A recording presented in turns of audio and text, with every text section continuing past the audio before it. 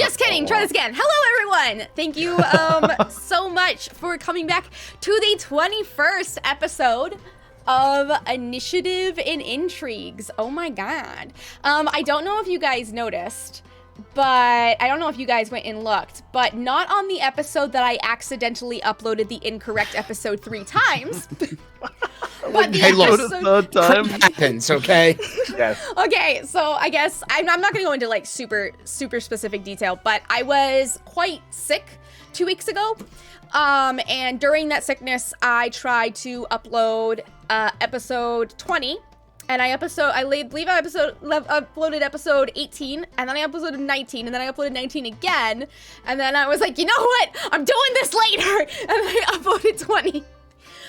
So 20 doesn't have as many views, but I don't know if you guys know this. Episode 19, the one where you guys get through the has over 40 views. The last where you're in the crystal, whenever you're in the dragon crystal, it has over 40 views. So like, Whoosh, that's awesome. Hi YouTube, hi. We see you, YouTube crew. It's been super fun. But I was just ill. Listen, whenever you have really severe mental health issues, it's not just like, oh, work through it. And I learned that you don't just work through it. I've been stable for 2.5 years now. I'm hoping that I'm still stable after this, but only time will tell. So if episodes get a little bit spotty in the next couple of months, I'm sorry, but you know, it's better than me. It's better than the alternative, which would be me trying to dungeon master while also being delusional and having paranoia. So, but isn't that part of playing D&D in general? I mean, like, kind of a little bit. You'll see today. There's a little bit. I got a little inspired. I'm not gonna lie. No, that's a joke. But for real, there was a piece of what I was going through that inspired me to add a little section into today. So I feel like it will be really obvious where it is. But well, I tweaked it. But how is everyone? I'm doing well. Just on the announcements of my side, the book, Aelx's Bombastic Oddities, that I am working with Justin, is going amazing. We are working on the final manuscript, which is insane. And besides that, I've decided that the bottom part of my arm is all done, but I have nothing on the upper part. I finally decided what I want as a tattoo on the upper part of my arm, because I was like, oh, this is a big deal. It's like the upper part. I'm gonna get a Leviathan. Yeah. Nice. I'm so excited, because I love the ocean. I grew up on Galveston. I grew up on the ocean. Like, swimming in the ocean was like a pastime for me as a kid, so Leviathan. So that's gonna happen. But how is everybody else? Is everybody else having good? Doing good? Having good. Doing good. Rocking on. Keeping busy. Is everyone really excited to be distracted from their daily lives and play D&D? Yes. Okay. Yeah. I'm sensing that we all had the same last 2 weeks. I'm just getting a feeling here that we're all just sitting here in the same boat. Has anyone? Yep. Well, Let's Justin hope the boat don't sink. True. Justin has some. I know Justin at least has some fun projects to talk about right now. So, do you want to talk about how you're funded and all that? Yeah, so we are, for those of you who don't know, we have launched our exotic equipment perks, because we believe that nothing separates the D&D weapons and armor are very lackluster, some of them being exactly the same. So we've gone ahead and pretty much done all the writing on this amazing Kickstarter project that gives perks to your weapons and armor. So no longer is the sword or the short sword and the scimitar the same as far as stats. Now when you pick a different one, they have different features. They have different perks that are like mini feats that are tied to the weapons. Some are combat oriented, others are well, they're all combat oriented for the weapons, but some are like more utility based versus some just increase damage, and some cause stun effects. Some reduce speeds to 0. Lots of cool stuff. So it causes the players to want to change weapons often or pick a weapon that suits their specific play style. A real popular one's the rapier because it's very defensive in nature, right? So when you take the dodge action, if somebody attacks you, you can use your reaction to poke them. So it really fits they fit the themes of the weapons. Of course, we added some exotic equipment too, which is really fun. So we have funded. We are 127% funded at the moment, I think. So we're really excited. So thank you for everyone that has backed the project and continues to do so. We're still reaching towards those stretch goals. I think the first stretch goal is labeled "We Get Paid." So I'm really excited to hit that one. But it's funded, so that means you guys are guaranteed to get your... Oh yeah, the book's gonna be made. Yes, that's the big one. So get in now, so you absolutely get your book. Yeah, right. Mm-hmm. So we're super excited.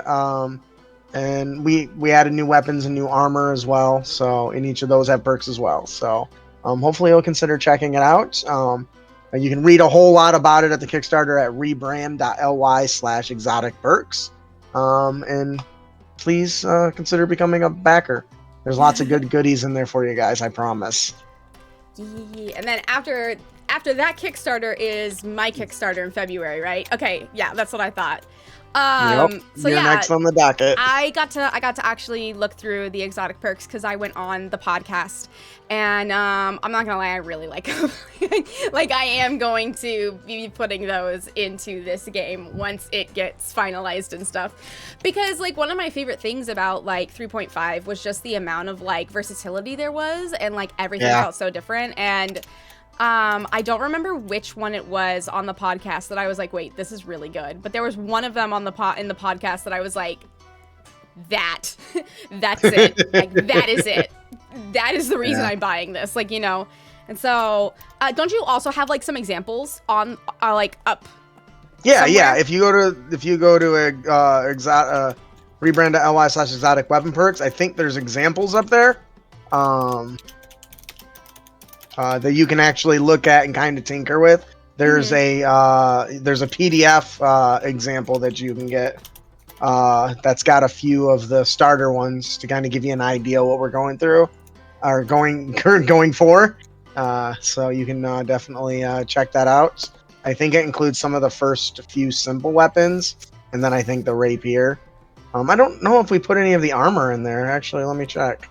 Yeah, because the armor, it was an armor thing that you guys, it was like you could make a tourniquet out of it or something like that. Yes. The armor that nobody ever uses after level 1 is the padded armor. The padded armor.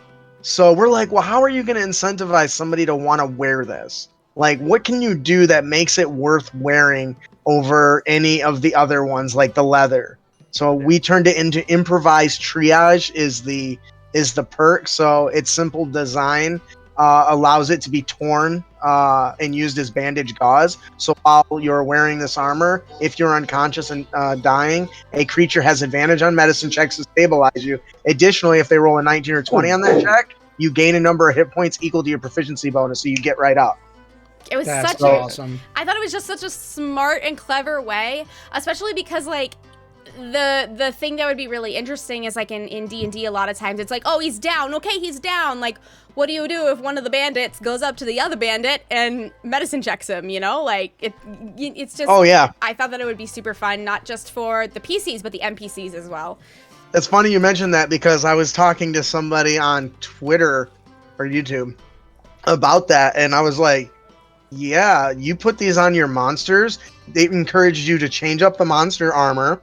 It encouraged you to change up the monster weapons, because now they can be the same monster, have different armor, different weapons, and have a set of new abilities, making them completely different from each other, which is the other, feature that we really wanted to focus on. So yeah, I love that. For both players and dungeon masters.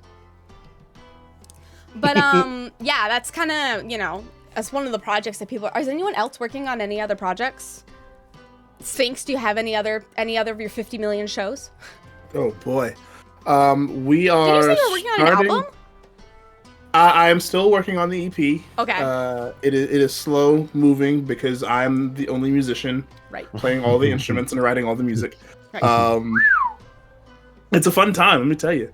I'm also working on some more instrumental stuff that's kind of been swirling around in my head for a while. May or may not go on the EP. Haven't decided yet. If it does, it's going to make the EP, it's going to draw out the release of that.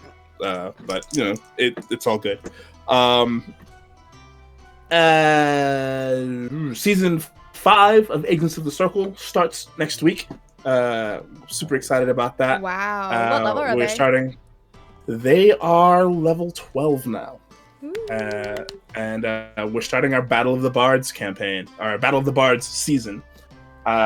So yeah, going to the Kingdom of Bards where they'll meet King Bootsy. Yes, I mean Bootsy Collins. Yes. That's awesome. Who is the grandfather of one of the PCs, which makes her a princess. The rest of the party don't know, and it's going to be fantastic. So preparing all the assets and stuff for that. Really, really excited. And then also next Sunday, we start a brand new show with that I am playing in with ADH Adventures, where I will be premiering a brand new character that I'm really, really excited about.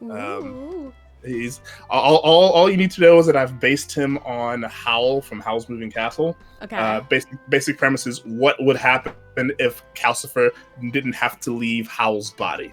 If Calcifer just like lived inside of him and they could communicate pretty much the way a Kalistar would communicate with their quarry. Okay. So, yeah. That's cool. But yeah, that's pretty much what I've been working on. Amazing. And then Happy is in an entirely different state. He's literally across the country.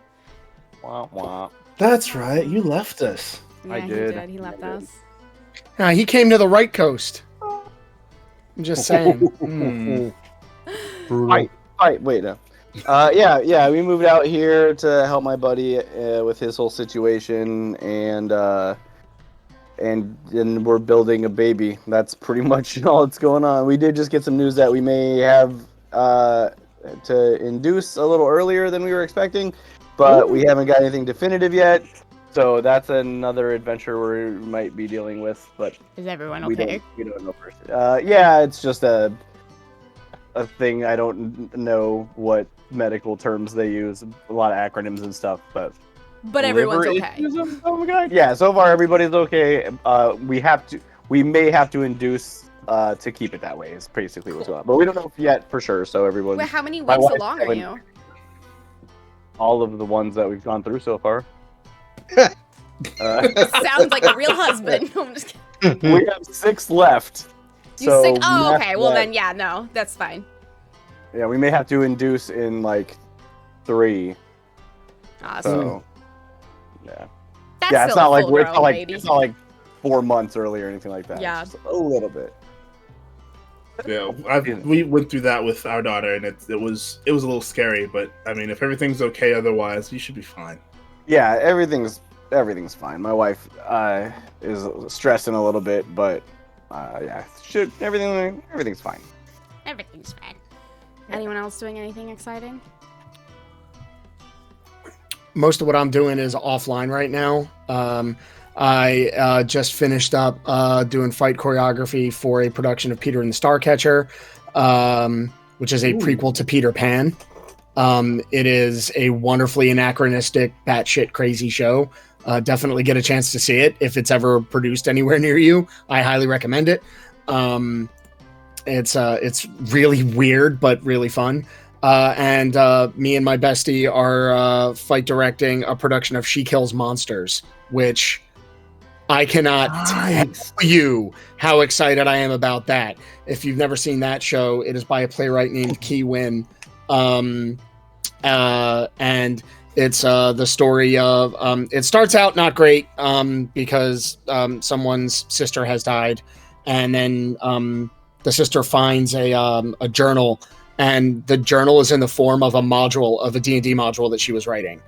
And so the whole show is her like she finds a DM at the local game shop, and he like runs this adventure for her as a way for her to like see what was going on with her sister before she died.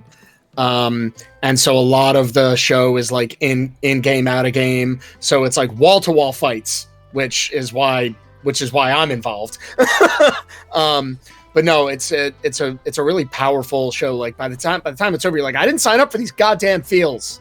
This is bullshit. But it's a great show. If you ever get a chance to see She Kills Monsters, definitely do that. That's And tomorrow I'm driving to upstate New York to start a certification course for Ludosport. So I'm going to be a lightsaber fencing instructor. That's cool as hell. Because Busy people. Because I'm a nerd. That's amazing. That is absolutely amazing. No way. It's an 8-day intensive. It starts on Sunday, and if all goes well, I'll be a Ludosport Form 1 instructor, and I'm going to try to get a lightsaber school open in Philadelphia. Bro. Sweet. What the fuck are my players? What are my players? You guys are so badass. Nerds. They're nerds. And then there's Jack. And Jack is like, hey guys, I live on the other side of the world and I don't do any of this. Hi guys. No, I'm making Aelx's website very slowly. That's true. We also need to talk that's about the pretty graphics for It's happening. I'm working on the graphics. Don't worry. Don't worry. worry. You try Midjourney. There's a hot new tool that I can make use of. Oh, goodness. I hear it's pretty Oh sweet. yeah, Ranger. So the person who's like, wait, Philly, I have a lightsaber. That's Ranger. Ranger's one of my mods. He's been here since day fucking one. He's amazing. I think you live in Philly too, right? And he does a lot of LARPing. Because actually the last tattoo he got is a lightsaber tattoo. Nice. He's really cool. What, Philly, huh? Yeah, Born dude, and I'm raised? right.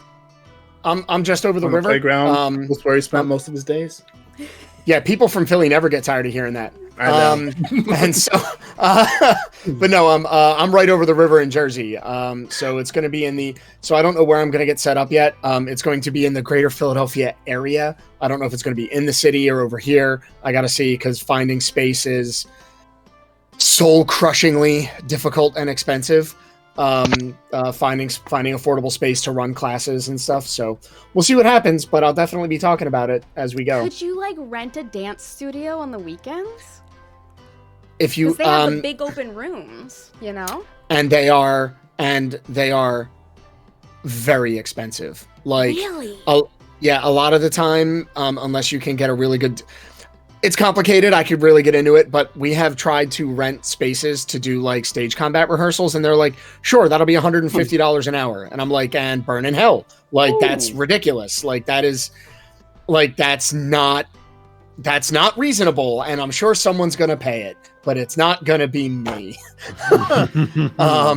So I got some irons in the fire to see if I can work that out and find a spot, but we'll see. I love that analogy. But irons in the fire. Some I say irons in the fire. Yeah, whenever I describe Justin, you, to anybody, I'm like, he has a lot of irons in the fire. Just so many irons in the fire at all fucking times. Problem is they're melting. Then you just got to move them around. Move them to a cooler part of the fire. I can't move them fast enough. Yeah. There's too many irons. Oh, man. goodness. Crack me up, girl. But so that's what I'm up to. Ranger is one of the main reasons I want to go to PAX Unplugged, is because I've met Iron now, and now I got to meet Ranger. I need you to come to PAX Unplugged. I can't this year. No! Wait, why do you need me to go this year? Because I want you to be in Philly. Like, I want you to be here. Wait, what days is it? I would like to see you in person. I wonder if I can convince my parents. No. I'm gonna be there. I don't remember what days it is. Isn't it the first weekend in of December? Yeah. Yeah. But I'm gonna run games. I would love to run a game for you. Yay. That'd be so fun. I want to do one of your Yeah, it's gonna be I'm running more arcane help desk shit. Yeah. Yes, I love that. Mage teams, that's it. Yeah. I'm doing at least one, maybe two different Mage Team adventures. Well, you know what? Maybe all of our personal lives are shit right now, but at least our nerdy lives are amazing. And rolling. That's what I'm nat hearing. 20s on nerds. Nerd life. All right, so let me write down the time really fast. Actually, Max, can you write down the time 31:19? Thank you. So, I guess if everyone is ready, how much do you remember is maybe the question. Maybe one of you should give it, so I know how much I need to fill in. Brooke's a paladin now. Cracked out now. I remember the paladin metamorphosis, like a butterfly breaking through its cocoon of awesome. Hey, That was badass. that was so cool. It was. Keep that. Yeah. I believe the dragon's name is Anakai. Anake. Anake. Okay. Yeah. Yeah, that's how I spelled it, but that's not how I said it. You're fine. You're fine.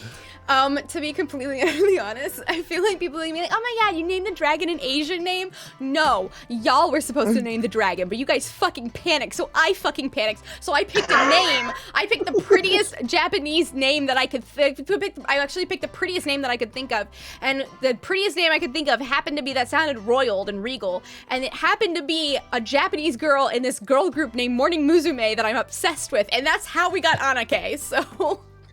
I love it. No one's complaining. And if somebody's complaining about that, they can go shove it. Yeah, if anybody else complains, you can tell them to run their own goddamn game with blackjack and hookers if they want. All right. Wait, is that an option? Hold on, I'm in the wrong game. Yeah, wait a minute.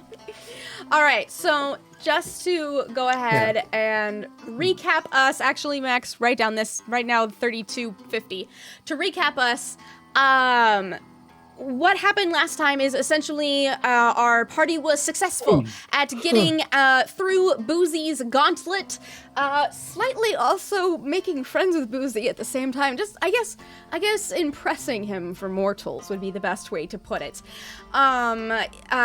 Which allowed you to breathe the air in the room that was the crystals of pure good, the chamber, making a bargain with Boozy to find his deck of many things that has been stored on a shelf of some beholder somewhere in the world, and return it into the chaos, into the fold to create more chaos. You were allowed to retain not all of your memories, but the memories of the beautiful magistry that was the underneath of the gauntlet, the trophy of the gauntlet, if you will. Taking your crystal, you rushed back into Lillington, once forth going over through the mountain pass and into Qualdrum, just in time as Liu's messengers, his Shat Archive friends, began being like, "Hey, you gotta get here now. You gotta get here now." As you rushed into the chambers, behind the chambers, secretly hidden in the mountainside, carved out by dragons eons ago, standing before you was, in the first time in 10,000 years, a dragon who was coursing, rippling through her scales, switching in between black, silver sheen, nothing, matte, dull. The tendrils of the curse seeping underneath her scales and into her heart. Brick, in one of the finest moments of Brick's life so far in this game, rips out the tendrils that are attached to her heart for just long enough for Brooke to shove his hand into her mouth, shoving the crystal down her gullet and into the back of her throat, forcing her to swallow. All at once, the room grew silent and still and magnificent as light unbound flowed from the dragon, and slowly, one by one, her scales transformed back into a beautiful silver, glowing, shining. It was in this moment that Xander's came back, and in this moment also that everyone said, "Oh shit, that's a dragon." And where we had left off, Brooke had just become a paladin of this dragon, swearing himself to her legions to protect her. And I believe that Liu was going to get a sword that could hold a piece of the dragon's essence in its hilt. So that she could like teleport to you and always be in communication with you, I believe was where we left off, correct? Thereabouts. That sounds about right to me. But I believe the specific thing we left off on was we were having a conversation about Yang. General Yang, if everyone remembers who that is. And how he should probably not know that this just happened. Yep. Which is one of the reasons why we're gonna someone suggested that Anake, go into merge essence with the sword so that we can basically lie and say that the dragon unfortunately died during hatching. That was kind of the thought that we had. So that because especially given that she was a little premature and isn't strong enough to defend herself yet. Mm-hmm. And people might want to manipulate, corrupt, perhaps murder, unalive our new dragon friend. And just so that everybody is aware, I would probably put her power level at 1 CR level below what a wormling is. So, what? It's not over 9,000? No. Wow. As everyone is having discussions, you see Liu kind of sitting there, Xander and all of you talking. Liu kind of sitting there, pondering for a moment. He says, well, I think, first things first, we need to get her out of the city.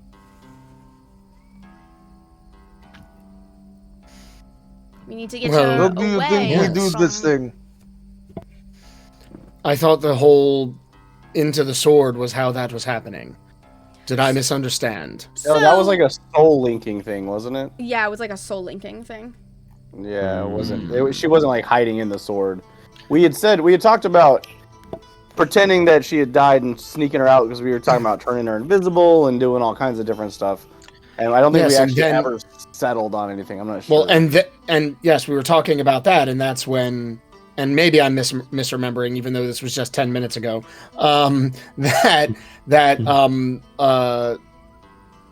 going into the vessel that way was how we were going to do so. I may be misremembering.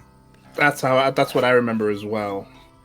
Also, maybe misremembering in coordination with Chiron.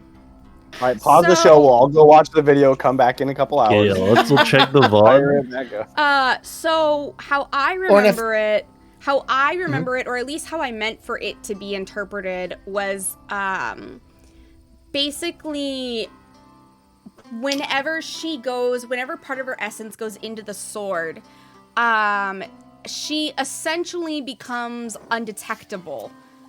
As in, like, her body doesn't go into the sword. Her like magical powers go into the sword. Basically, it was a way to get around detect magic. It was a way to sneak her. Because how the fuck are you supposed to sneak a giant magic dragon that's oozing magic? I never meant for her powers.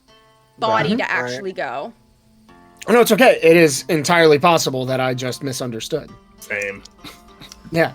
And I That's, also how kind really of fine. said it wrong. How big is Anake right now? She's about the size of large like a 80-pound dog. Okay. Fuck, you're European. Yeah, so I was gonna Like a mastiff, like do some Googling. like a mastiff, like a mastiff or a boxer, a like Staffordshire. Yeah. Or No, boxer's too small, but like a you know what a Great Dane is? Okay. Yeah. Yeah. So, about Like 35 kilos. Like Okay. 200 fish and chips. 200 fish and chips. Oh, 200 fish and chips. You should have said that the first time, Gov. I should have bloody said that the first time. Is that low key offensive? I don't care. Dude, Jack doesn't get offended. So Leo kind of looks around, and he takes a moment and looks at Xander. And he says, you know what would be the most optimal way to get her out of the city fast? In a way that, I don't know, I would be, less auspicious. And Xander looks at him for a second and goes, you're not suggesting? Yes, I am. He almost certainly is, yeah. And Xander's is like, What am I missing? She can just fly herself. She doesn't need an airship. Turn her invisible and let her... Yes, however, hold on, back up. Please, if we're going to be talking about an airship, I'm certainly interested. An airship would make things easier. Xander's mother, one of the last things she did was my wife commission, Martha. Martha is Yao's finest and only airship, who has been decommissioned for quite some time due to her unfortunate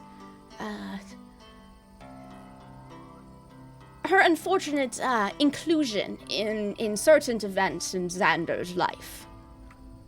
Oh dear. So hear me out. How much mending would it take to fix it? It's not it's not it that needs fixing. Well, if it works fine, then... What needs fixing, if I may ask? He kind of looks at you, and you can see sadness. He's like, the ship is part of the reason my mother died. Oh, I'm so sorry. It's a painful reminder to keep around. Maybe read the room a little more. As someone who has also lost their mother, I can empathize with you there.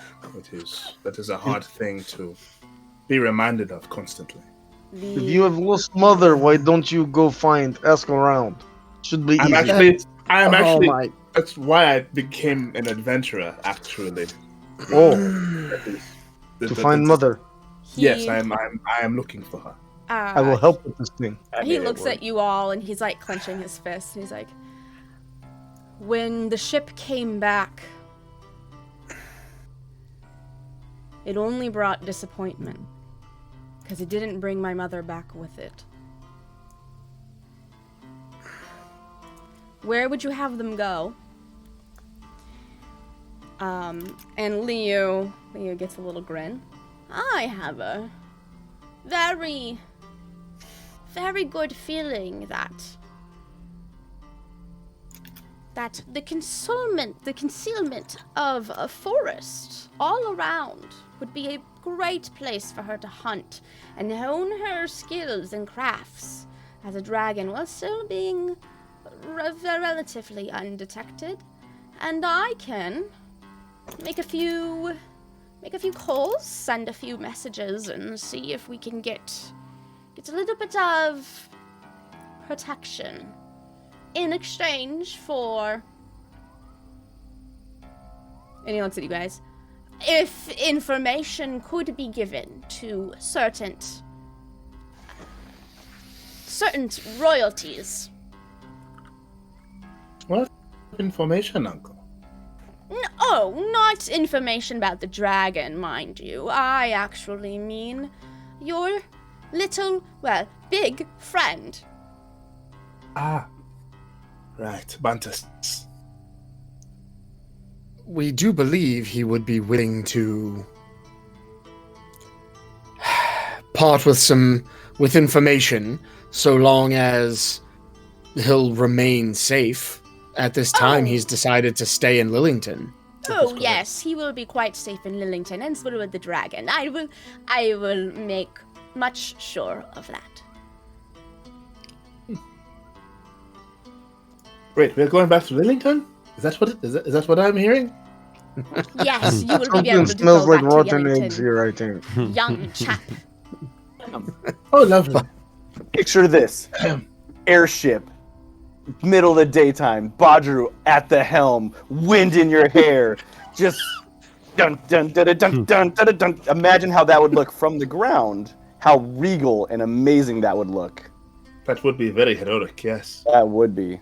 I actually don't know if Aurora has seen our airship. I mean, I don't know who brought her into this conversation, but that was Probably me. It was probably me. I'm very impressed. But I feel as though Lillington might be the safest because I have eyes everywhere there. And as he says that, they weren't there before, but out of the doorway, the two young ladies, the Shadar-Kai sisters, who have the head wraps around them, say, "We would be honored to be able to take care of her and make sure that she is safe while traversing the forest." Well, that is good to know. Well, okay. Annika kind of looks around, and she looks at Brooke and goes, "What is Lillington like?" It's really nice there. You're gonna like it. It is a wonderful little place. Flowers everywhere. It's actually, yeah, and it's quite I nice. quite enjoy the name. Yes.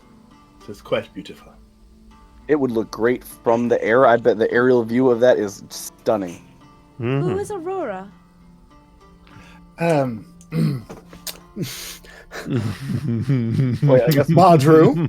She is the leader of Lillington, and she is also my girlfriend. what? We're using titles. Oh, dear. Well, I maybe I should not presume. Oh goodness, I don't know that we had that conversation. Oh boy. Oh, man, you gotta post it up. It's Quest Board official. Badru, my friend, we must have good stew tonight to celebrate. I make you special treat. I know that this is a word that mortals have used for a long time, but I am unsure what is a girlfriend. Do you mean It a is a partner? romantic partner. Yes. Okay. I That's would. when two people like each other, but you know what that is. I'm not going to explain. Well, if someone is if you are willing to have someone as your partner, that must mean a significant deal of their honor and their soul. So. She's a paladin as well. It is true. I'm unsure of her oaths, but she is a paladin for sure. I might have to pick a brain for some pointers. I might have to pick her brain for some pointers as well. I thought you were just repeating my sentence. I thought this was like a new. This was part of the link. Am I So we supposed to just- repeat your sentences? I can. We could try. You could repeat Only my if you want to. sentences. That could be a fun thing.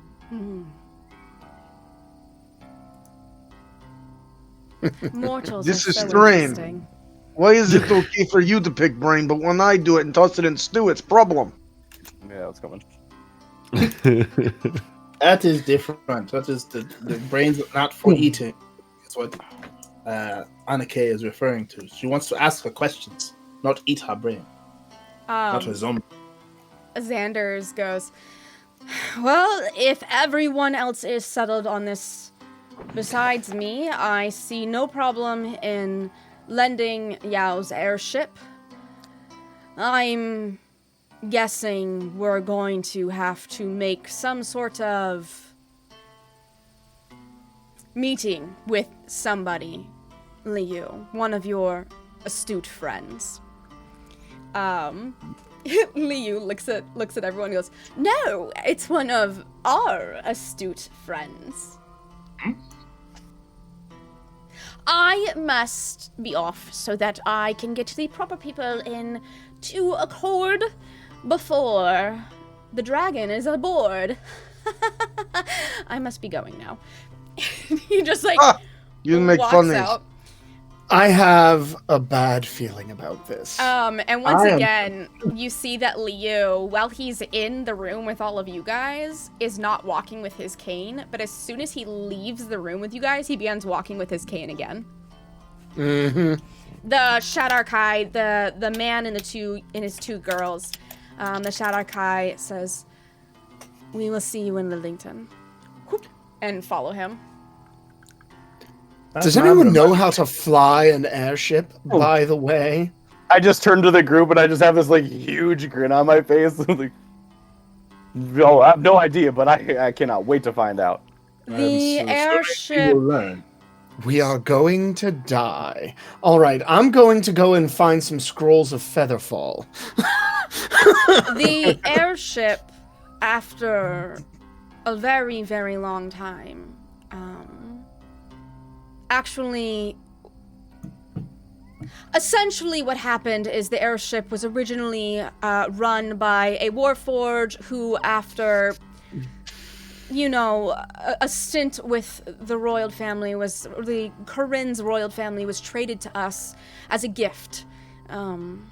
He ran the airship until they ran the airship until they were discharged, so I will boot them back up. Ah, excellent. Which brings to mind a fair question. Are we going to need a crew? No, believe me, this Warforge is quite efficient, and will be enough. The royal family commissioned them, so they're quite... Yeah. All right. Because I was going to ask how large the ship is, not because I'm hoping it's grandiose, more so because I hope it's something that we and a single Warforged can handle. It's on the smaller side. It's not anything that Steady Step fine. or the Rose Court or even the Council here in our lands have. It was more for transporting my mother from place to place. Perfectly fine. That works. And we are most gracious. Thank you. Just please, when it returns, everyone be alive. Deal? Deal? We'll do our best. I can do this thing. I mean, I'm mostly alive. It's fine. I have too much to do to die. I think it would be best if we leave under the veil of night. And so... My favorite time of day. We will reconvene then. Just one of my favorite times of day also, yes. Especially lately. All right, well... Hey now!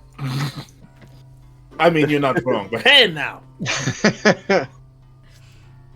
Mordecai shuts the book. He's been working on a charcoal drawing of himself at the helm of this airship with like his shirt open and just like huge muscles, just like in a with a captain's hat and a dragonfly. He's just like doing this huge charcoal drawing. Go ahead and shut that. And I'm like, so we're gonna bed down for a little bit, kind of rest up, and then head out. I'm assuming somebody needs to help hide this dragon, and I believe Chiron has that ability. I certainly can, but only for about an hour at a time. Just enough to get her out of town, right? And I do have to concentrate. That's not an issue, it's just that I do need to concentrate. So I just want to mention that. Just long enough to get her out of town and in the air. Yes. Do you have... At the very least, enough time to get her to the airship. Normally, She's at such times, mortals would polymorph things. Do any of you have access to any of that kind of magic? I do not at this time. Neither do I. Mordecai? No. I do not know this word. It sounds familiar. It is a changing from one form to another. Oh. That's different than what my family uses it for. Think about do when you- butter melts and becomes a liquid. Oh. Okay. That Thank is you one for the way to clearing. think. Yes. Brick, we're not talking about multi-partner relationships. We're talking about shape changing. That's different. That is very different. Thank you. Different kind of folly. You're welcome. Did the mortals lose access to polymorph? No, we just do not happen to have access to that particular magic within our group is all. Some of us are. I don't want to say we're limited. That's not the right word. The level of magical power that we possess is such that none of us have access to that spell at this time. Oh. Yes. All right. Well, then, why don't we... I believe. Fourth level. Polymorph? Fourth level. Yeah. Why don't... So, soon. One of us will have access to it soon, but not just yet. Not at the moment. I would be very grateful if you were willing to mask my visibility so that I could go and learn what the mortals have been doing. Are you familiar with how that spell works? Oh, wait, sorry. I'm not sure. I don't know how your ancestral memory works. So my I hope I'm not. memory are just memories that my mother had gifted to me whenever I was created. So they are 10,000 years old, so I am told. Okay. I only mention because it will last for about an hour, and you can't really. Well, I suppose you could touch something. If mostly attacking or casting a spell will break the invisibility, but it'll be difficult for you. It'll be difficult for you to interact with anything. No, I just wish to observe. Okay, just so you know, I'll be more than happy to as soon as we're ready to go, so that we can maximize your amount of time with it. I'll be happy to cast the spell. Swing back through, pick her up on the way to the airship, or are we going to the airship right now? We could go there now. No, the airship is not ready yet. It needs to essentially be charged. Yeah, but if we just want to walk around a bit, we can do that. Yeah, that was It's what fine. I was thinking. I can cast it more than once. More importantly, I need to show Yang this room and convince Yang that the dragon died. In order to convince the dragon was never in there, that the dragon died or the dragon dissipated, I need the dragon to be removed from the room. Yeah, that's pretty gruesome, says Chiron, pointing to the remnants of the egg and the black, because there's all the black veiny stuff still there, just torn up. Yeah, I bet. Oh, Bricks, where are you when I need you? What do you need? I bet Bricks got enough body parts and bits to like. Oh yes, I'm sure he does. Throw a couple fingers in there. Whenever he's back, we'll ask him and we'll add that to it. And I can vouch for that. I can be pretty convincing when I want to be. Yes, Anake, we can go out about on the town as you would like. That would be lovely.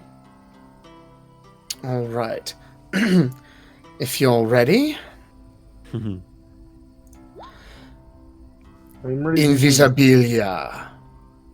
And he touches her with a crystal that he keeps as his arcane focus.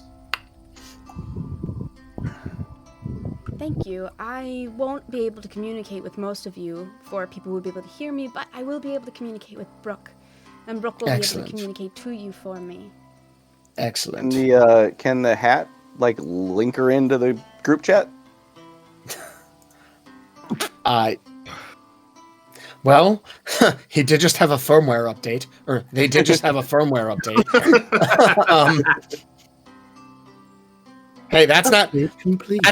That's how it was explained to me. Sathrin.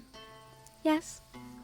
How does your ability to communicate across vast distances work with dragons.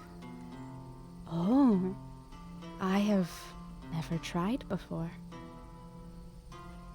If Anake is willing, would you like to find out? Absolutely. Anake, this is Sathrin. Sathrin's a sentient hat. It's very nice. Oh, she's a record keeper. Yes. After a fashion. Of course, you can't see Anake's voice, but you hear a slight pause. Yeah. Does not all magic users have record keepers? No. You hear That's actually a Sathrin good in all idea. of you hear Sathrin in all of your heads. Many of us were destroyed many years ago, so we don't. We lack in numbers. I feel this is something that has been largely lost to our society. Oh. Do you not have battle masters either? I am cook Is master. that something we would know if we have or not? No, none of you have ever heard of that. Okay. I do not know what that Nope. is. I would have to ask my grandfather. Not ringing a bell. Battle Sadly. masters are a specific form of magic weapon that it can transform into many weapons at a beck and call. So if one needs a long range and then suddenly it comes up close, they can simply flick a switch and it transforms into another one. That's wonderful, but I believe, unfortunately, sounds also lost to the ages. Those were We mortals are... It would be very Mortal memory is find one of them. fragile. And short term. Well, that, yes. Very short term compared to dragons. It is frustratingly easy to lose information across generations. So I'm guessing then that none of you have been to the library under the lakes. No. but I would love to hear more about it. We cannot breathe underwater. That sounds Who puts that very in intriguing. lake? Is this something... again, is this something we would have heard of? No. That sounds amazing. Right? Mordecai and Chiron are very interested. As is, I'm sure, Hunter. Airship to the lake. Wait, has Jack been to the library? Do you know what I'm talking about? Yeah, no, I've Okay. been there. I was trying to remember if we've been there before. Brooke hasn't been there. Jack's been there. So, yes. All right. I wish we would have thought of this before the invisibility started. Because now we're taking a lot of 20 time. minutes having a conversation. Yes, I know. Library under the lake. Yeah. Sathrin, do you need to be in contact with Anake to try this? To start this? I can just link up if she is willing. It's kind of a psychic link. Oh yes, I know how these Oh, record excellent. keepers work.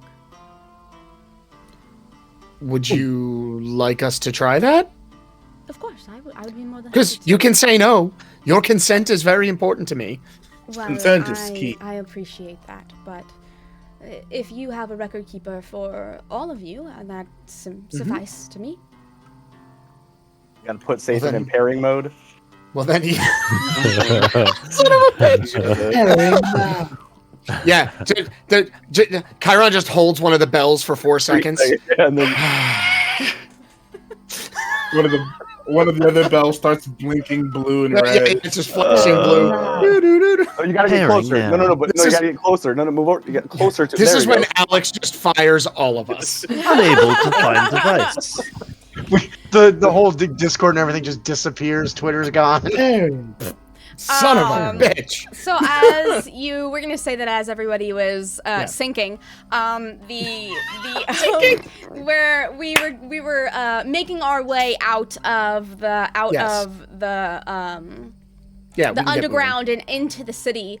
As soon as you go into the city, quickly you hear inside of your head, all your heads. I am amazed at the lack of magic. That was from Anake. I love that. I still love the voice memo thing. I can't undo it. Yeah. I love it so much. It's canon. My fist can do anything magic can do and better. First of all, that is absolutely incorrect. Secondly, there are a lot of just magic is not quite as common as it once was. The talent has been diluted through generations, and if I had to hazard a guess, I'd say that magic in the world in general diminished greatly with the previously thought extinction of dragon kind. Makes sense. Again, a guess. I am not only shocked that there is such a lack as I look around, I'm also in shock at how people have thrived with a displacement so grand. That was from Anake.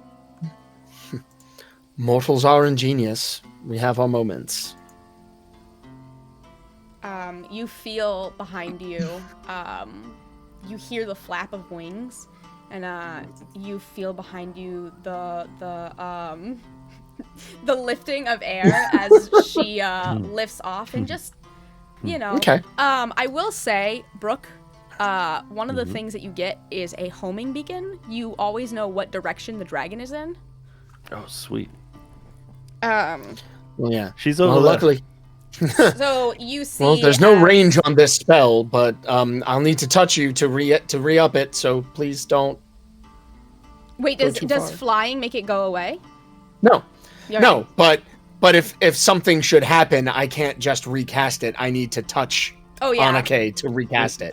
No, so this is just Chiron panicking a little bit. Like this isn't like Dom explaining. This is Chiron being like, if something should happen, I need to touch you. So don't go too far. I'm worried. As she makes her loop, you can see her looping around. Well, Brooke can feel her looping, like going across and looping around the city. Ping, ping, yeah, literally. Ping. Echolocation. What between the cat, the bat, and the dragon, we got like 3 drones coming around. We got all of them. Oh, give it a minute. So as that is happening, what is everybody doing? What does everybody want to do with a little bit of downtime before going on your next grand adventure? Well, delivering the dragon. Has anybody told Mistress Mandy what is going on? Because I am confident that she would be like to know that we did the thing she asked us to do.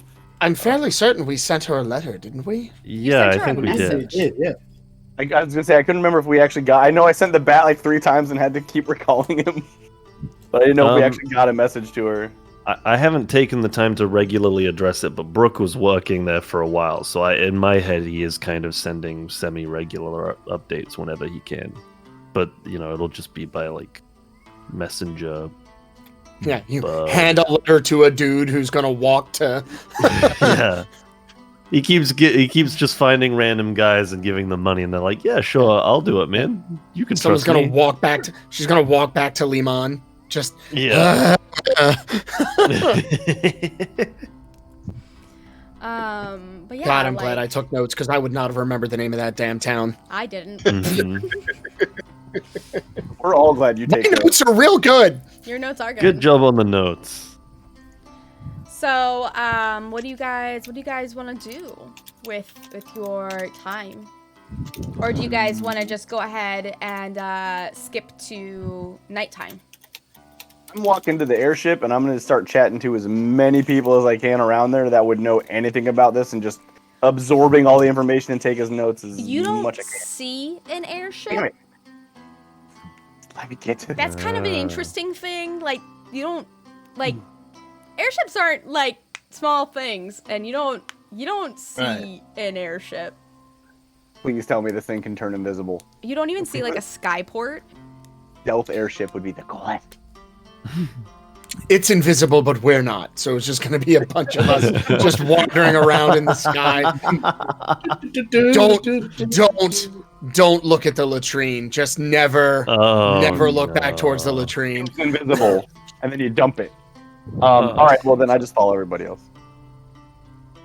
Brick is going to kind of keep an eye out for any potential herbs or mushrooms that he can add to a stew. Yeah. Let me see. And of course, he'll create his little treats with my feet. That lets me, my background that lets me give temporary hit points. So you guys just want to peruse the market until it's time?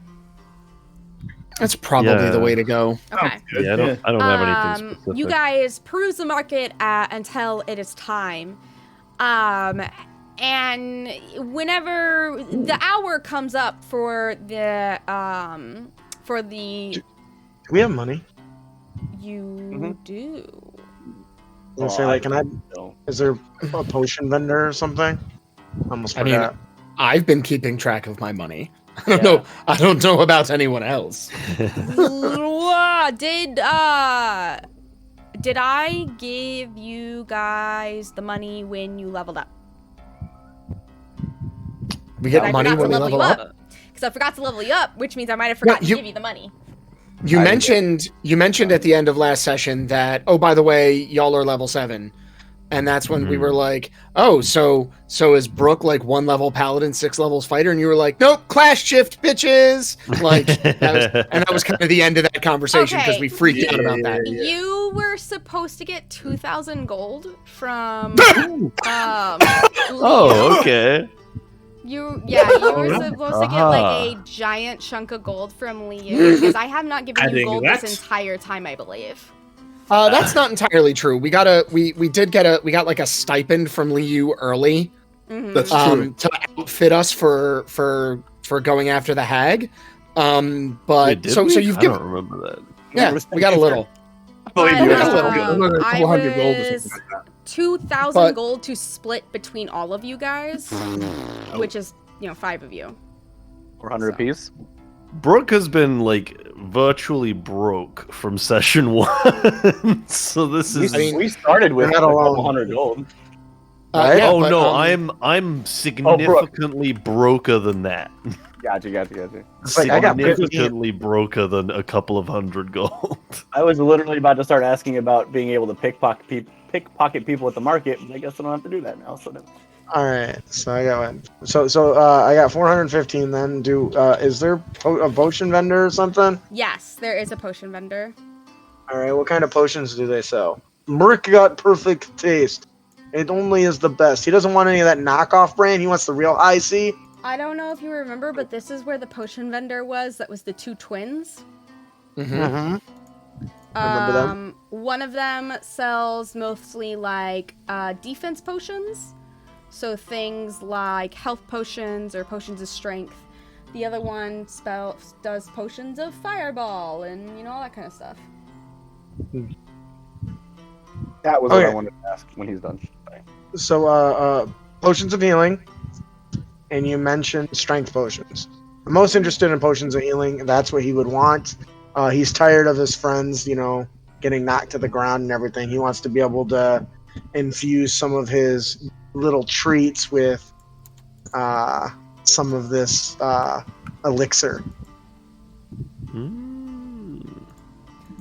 Okay. See if they turn away some of my finger crackers now, huh? So, you go into one of the twins, which I don't remember what I named her, but the female twin. She says, "Hey, did you guys tell everybody about my potions?" We sure did. Did you really? Every person we have talked to. We had. Yeah. I will Seriously. I will deception all up and down this place. So Brick says, "You know, every time I make stew, I have to make conversation, and every conversation starts with the quality of your potions, because that's what heroes do. And I want you to know that everything I have done is spread the word." Now he's full of shit, and I'm happy to make a deception check. Yeah, make a deception check because you guys have not told anyone about her. I was pretty sure we had. That's what heroes do. Can I do a thing? Can I help with that? Yeah, you can help. You ever accident like when you click on something and shake your screen mouse, it shrinks everything, so I lost everything for a second. Okay, deception. Go. Is that Lafayette? Is this Lafayette? Is that her? Is that the alchemist name, Lafayette? I think it is. That is a Lafayette. 25.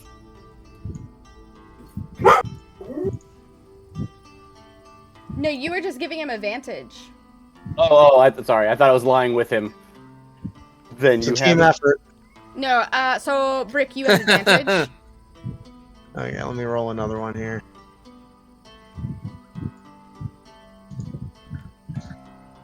I'm just gonna roll another number one so it doesn't roll 3 of them. With a 16, she looks at you. She looks at you real good. Good. That's what I like to hear. What do you need, boys?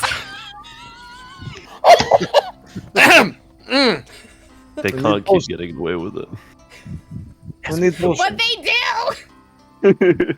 It's gonna get him one day. Team extra legal.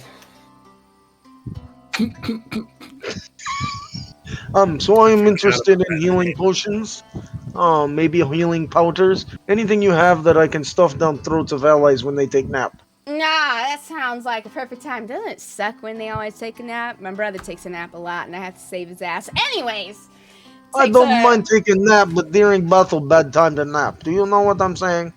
takes a carton. All right, so what I have for you today is not just normal healing potions. No, we got your average everyday healing potions for 140 gold a pop. But we can always talk about that. But I also have something I think you'll be quite interested in. Luckily for you, I should say, I was able to get some quite interesting and different herbs. You don't What say. does it mean? As in, some specialties, right? Mm-hmm. I still don't know what you mean. have Rick still no. one potion of Frost Giant Strength. Oh dear. So That does I not got heal. healing potions, I do, but I also got a potion of Frost Giant Strength if you wish. I'm already strong. I need heals.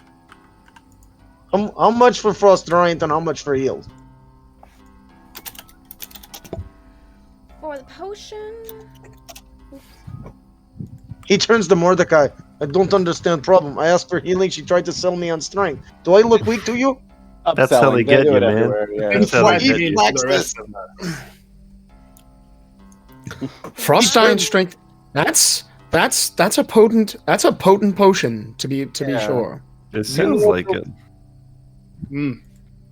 D&D Beyond and all of their greatness and all of their information should really have the price. It varies. I agree. D&D Beyond. Hit or miss. This is a cool out. Yeah, sponsor us and then do that thing. Frost Giant Strength in this economy? I mean, considering inflation. Well, Because this thing said, the thing that I use says PP. Is PP platinum pieces? Yes. Yes. Yes. Yeah. I do not have that much. Yeah, it's Little rich crab one. That's all Well, right. Yeah, we do. Well, that's Platinum pieces translates to like 10 gold. 10 gold, yeah. Oh wait, is it 10 gold? Okay, Yeah. okay. 10 gold per Everything is- platinum. 10. Never mind. So how many platinum are we talking? Well, if you don't have that much, I also have. Oh. I was saving how much it was for. I was saving it for someone, but I also have a superior healing potion that is 500 platinum. 500 platinum. 500 platinum. What is it? Oh, the discount? 50,000 gold. Oh wait a Just minute. look What? like nobles to you. My goodness. All right, hang on. I think this. Oh That wait. doesn't make any sense to me. They want us to haggle with them. From 50,000. We'll do 5 platinum. We'll do 2 platinum. We'll do 2 Take platinum. 1 platinum. You drive a hard bargain. I thought that you guys were Shake hands high with- rollers. It's Motion my go fault for not knowing that. High rollers. just We are saying, potion of healing. adventurous, young lady. My It's goodness. simple. You're yanking their leg. 1 platinum. Why is everybody cutting in line? Can't you wait your turn? No. I'm here for potion of healing. I've not got. We're it. trying to help you. We're bartering, Brick. All right, Justin, you said that you wanted healing potions. I got healing potions. I got normal healing potions. I got greater healing potions, just a few, and then I got a superior healing potion, but I don't know if you're up for that yet. How much for greater? The greater healing potions are gonna cost you just a nice little 500 gold. Okay, so I'll take 4 normal potions of healing, please. A lot of gold for a potion. Just 4. He starts counting on fingers really slow. 1, 2, Oh my god. 4. I think Just she 4. knows how to count. Rick. Are you sure? think- Because she's not. Yes, 4. That's all I need. And manacles. Do you have You don't. Just 4. Man. Just 4. I did not think that you were into that kind of thing, Rick. He's got a big I weekend think so. planned. Like, listen, I understand, but I am taken, sir. Some people pay extra for the manacles. They can That's wear. true. That's I just Yeah. 4 potions. You got 4 potions or not? 1, 2, 3, 4. settle. Common healing potions. Settle down. Oh, you know what? Actually, Brick, I think I've got some manacles now that I think about it. If you want to, Yeah, if anybody would have some. I just had a I thing. have some as well. I could probably Now that got I'm a thinking pair about somewhere. Oh, Now, I Oh, do those- have a pair of manacles. I do. I've got 2 pair actually. I just looked at my What group am I in? bastards! So I'm using one Mine of are full those. lines. I'm using one of those sheets that like automatically makes the thing come up, or automatically sets the price for me. I've been using it for years, but I don't know what the original price. But I refreshed it to make sure that it was doing that it was correct on how many platinum pieces.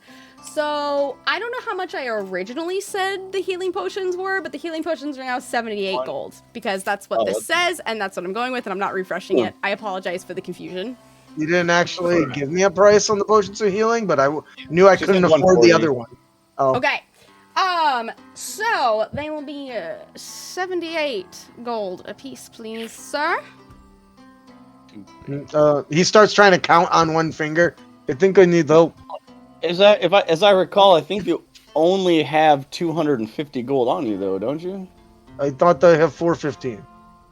Oh, Yeah. all right. Yeah, It's you the end of the also. grift. I you must We have just misheard you. I don't know if you remember, but you I also have already plenty did that trick on me. If you wanna We get didn't play any fancy, you tricks gotta try on you. something new. We didn't Shit. play any He tricks goes- on you. That'll be he goes- 312 gold, Brick. He says he starts going through his pocket, and he goes, "This something." He says, "Will you take 250?" It is all I've got right now, to be honest with you. And, You just yes. said you had 400. But no. That's what he. You not say he said I had 200. We confused. Counting not my best thing, and he starts like fumbling through his satchel and stuff. He's like, "Will you take 250 for 4? I can do this." Badger turns to Chiron sends him. Yeah. What's happening? What's happening right now? Chiron sends a message to Mordecai and says, "Is this what an aneurysm feels like?" That was from Chiron. Oh no, that was the. I was using my cantrip, but that's even better. That's even fucking better. Oh. He's gonna have dents in his head from wearing his temples down. Yeah, the horns actually grew out of calluses from just Honey child, I understand. The count is really hard, and one of your friends can do it for you, but I do know that you just said that you have 400 in your pocket, and you did just pull out 400, much more gold than 200 to count out what you have. So maybe somebody should step in before I have all of you step out. All right, 312 gold pieces. Fine. I get ripping people off. It's no good. She's not ripping anyone. That's a good idea. We were trying to Listen, we don't think you're ripping us off. It's okay. Ignore him. I just want to say that I think you were on He's excellent not friend. business. It's he flips out a book and it says, and you guys see on the front, it basically says, thieves can't and everything you need to know. And he starts flipping through it. He looks up and he says, I promise your business is very, very good. You do good work. I pay you. You give healing potion, and I tell everyone, continue to tell everyone how great you are. And he starts flipping through the pages again. It's like a social interaction tip book where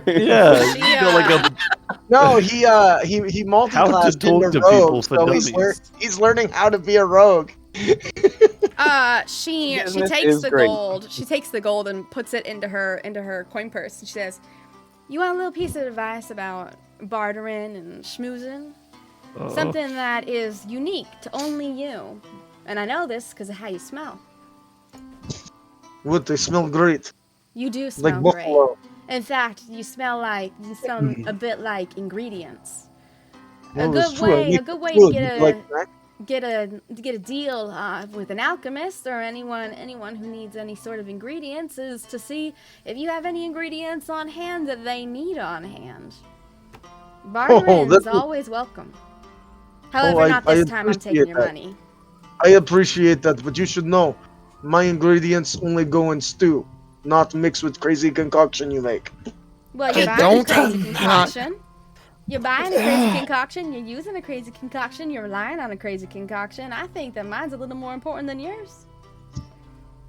Whatever you say. Here, have treat. And he throws her a roasted finger. What? She takes a little bit off it. So now I got 4 potions of healing, right? Yep. He walks out and leaves the business to everyone. All right, he says, boys. She starts picking the meat off of like the jerky off of the finger and says, "All right, boys. Next time you want to play, just come on by." Alex, real quick. I'm pretty sure I'd already covered this. I know we passed through this town before, and I pretty much ask it everyone. Is there anywhere in this town that would sell spell scrolls? No.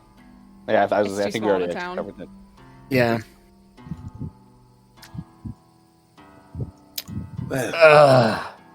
My thing. Madam, I apologize. And Chiron walks out. It's all right. It's a little bit more lively than I'm used to, but it's fun. I guess Brooke will. I have a. Did you say I have a telepathic link? I can communicate with with Annika. Well, I think we all can now, but yes. Oh yeah, but you can privately without Saphrin having that. Sure. Yeah. Yeah. On our private line, Brooke will say, "It's usually like this. This is how it usually is." I can hear you from the sky. I've come back behind you, by the way. I'm sure you can tell by now. Yeah, I'm getting a feel for it. Okay. The lack of magic is quite astounding. You actually get water from the ground. You don't just make it. I like to think of it as its own kind of magic. Brooks said, not fully believing the words coming out of his mouth. It is. It's amazing how far mortals have come and grown and changed. I just wonder what happened in the world to make such a shift in the weave. I mean, I don't really know personally, but Sathrin's probably got some good intel. That's a good idea. Thank you so much. I will ask her. I will ask them. Yes, that sounds good. So, she, like, and, while you're walking, Chiron, you just hear... Yes? It never occurred to me that the dragons were not around for the Celestial Civil War, so they would have no memory. I'm sorry, did you say Celestial Civil War? Well, yes, whenever Umbra Daituus tried to take over and the gods had to stop him. And then he was split into two, which is Dortuus and Cadidios. Wait a minute. Did we do a dumb thing? Undoubtedly. Of course we did. No, Dom knows we did. About, but Dom is well aware that we did. back to back. I'm trying to remember if we put that if in game we put that together. No, you guys put it together out of game, and then I freaked out because I had been sitting on that for months and I couldn't say anything.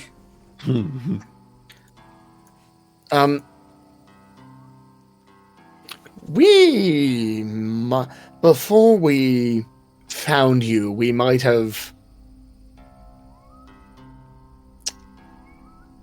given Cadidios a gift. A gift? What do you mean? Yeah.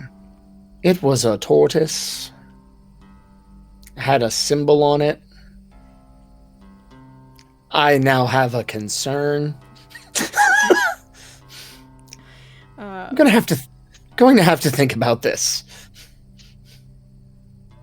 There have been stories previously of Dortuus asking people who I have sat upon to deliver gifts to Cadidios in exchange for death shying away from them, but everyone I knew would deny that, as it was so close to the Celestial Civil War. Everyone knew what they were trying to do. It never occurred to me that that information might have gone stale. It never occurred to me also that after they denied Dortuus, the god of death, they too died. Huh. Funny. What happens if someone were to perhaps spurn Cadidios? Spurn?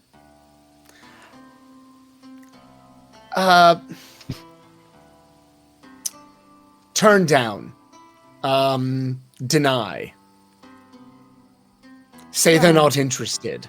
Well, Cadidios is one to take no for a short period of time, but will most likely come back to try once more and try once more to sink herself into a mortal.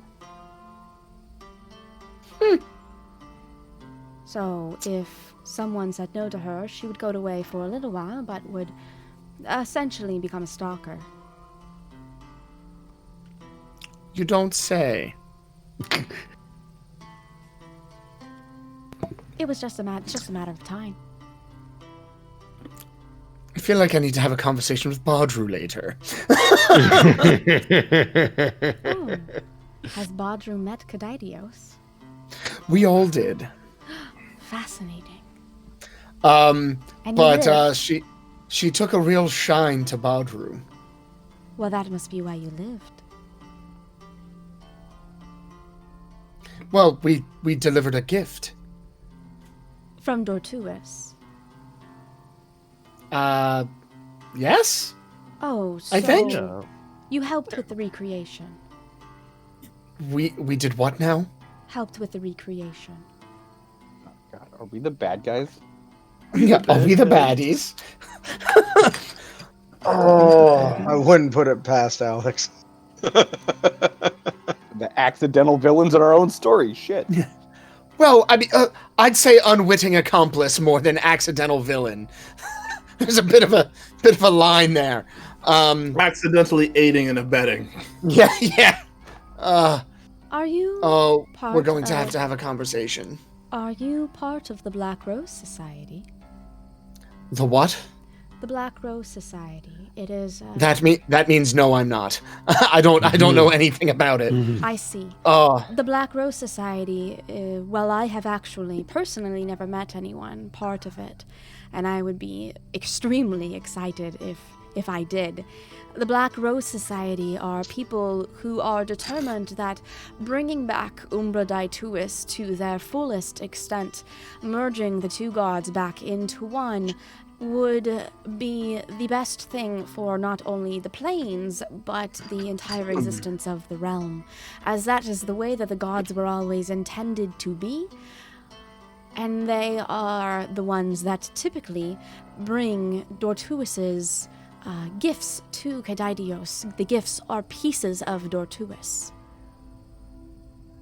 So, we are not members, but I have a feeling I know who one is. Who is it? And I would love to talk to them. Gents, we're going to have a conversation. Soon.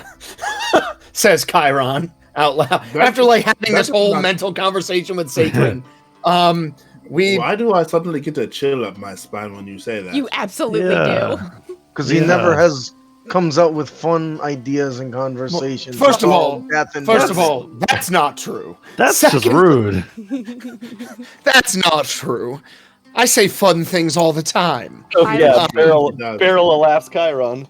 He's got all kinds of classic phrases. Give us one right now, Chiron. However, I do think that when we are off the street and perhaps out of town, or maybe with Liu, maybe we have to have a very particular conversation. I will say at this very moment, Bardru, you feel like a million eyes are on you. Oh dear. What? And somehow, you're pretty sure you know who. You're pretty sure. It just kind of pops up in your brain. Like your subconscious was just like, hey, remember this thing? Oh boy. Is it about what I am afraid it is about? Oh yes, and more. Oh no. She's we might have done a dumb.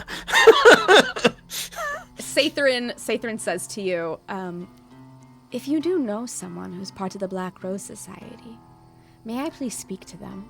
I've been wanting to speak to one of them for ages, and I still haven't gotten the chance. It's one of the few societies I don't know about.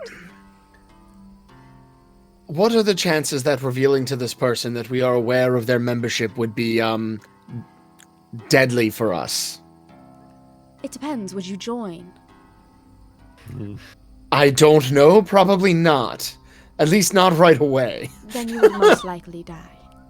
Yes, so we're going to have to pump the brakes on that conversation. Well, before you kill them, can you put me on their head?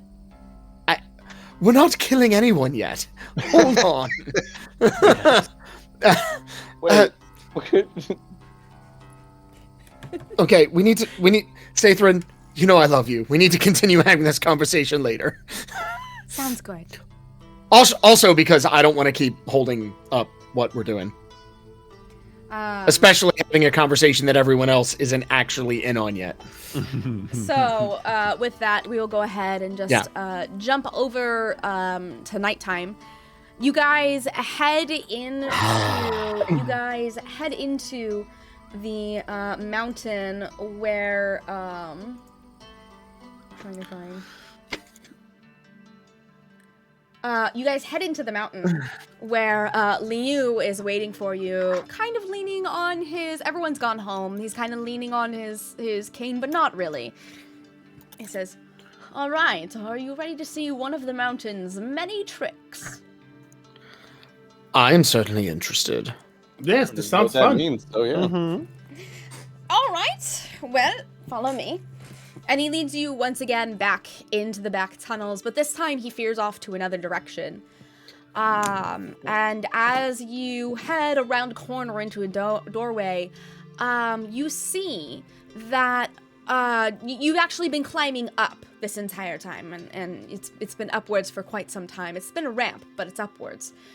And you see that there is actually, on the side of the mountain that is facing other mountains, and therefore nobody ever really sees, there is a cliff. There's a cliff side that actually has grass and a few small buildings on it. That's probably the size of, like, a football field. A soccer field. Let's go with a soccer field so we all know what I'm talking about. It's the size of a soccer field. Football/soccer field. That's bigger than a football field, so yeah. It's like the size of a soccer field. And in the middle of this, kind of being held up by stilts, is larger than you were expecting, about the size of the soccer field. Airship. You can already hear its engine humming. The sails are already let down, and there is a place to climb aboard. Standing at the place to climb aboard is a myriad of dragonborn and elves and different recruits that all seemingly work for the government, as well as the blue dragonborn, who is the secretary at the front desk of Xander's location, basically Xander's secretary. Along with the Shadar Kai and a few other myriads of people, and a golden, slimmer-looking, smooth head, Warforge, who's kind of just standing there, not really moving or trying to act humanoid in any way, just standing there. Liu says, "And follow me." And he walks you all over, including the dragon, to the group. And as he's walking you over, Anake looks up at it and says, "My mother had given me memories of these flying machines. But I guess I wasn't expecting them to be so large." Well, when you can't fly yourself, you need extra equipment. It's very true. It's just kind of sad to know that all of what I understand of these is waging war. But this one doesn't look as if it's supposed to wage war at all. It has no armor, no nothing. Huh. Xander did say that it was only for transport. Yes. As you all walk up,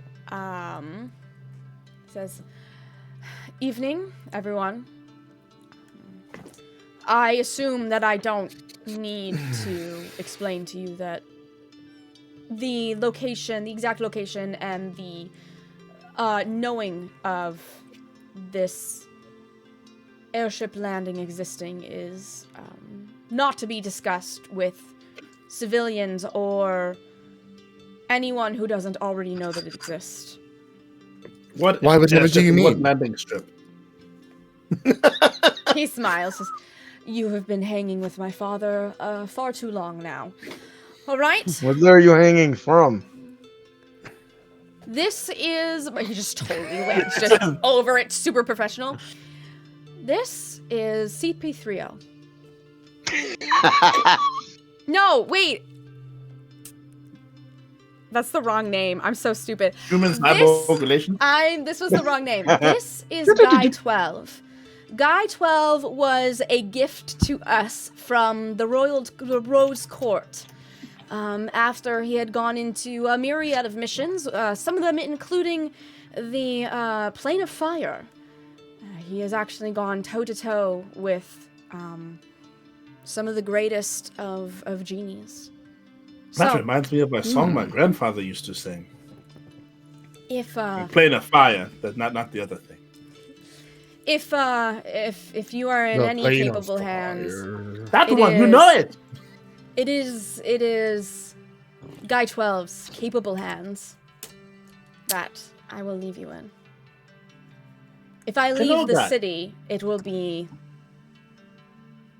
And Guy 12 is like, it's a pleasure to meet you.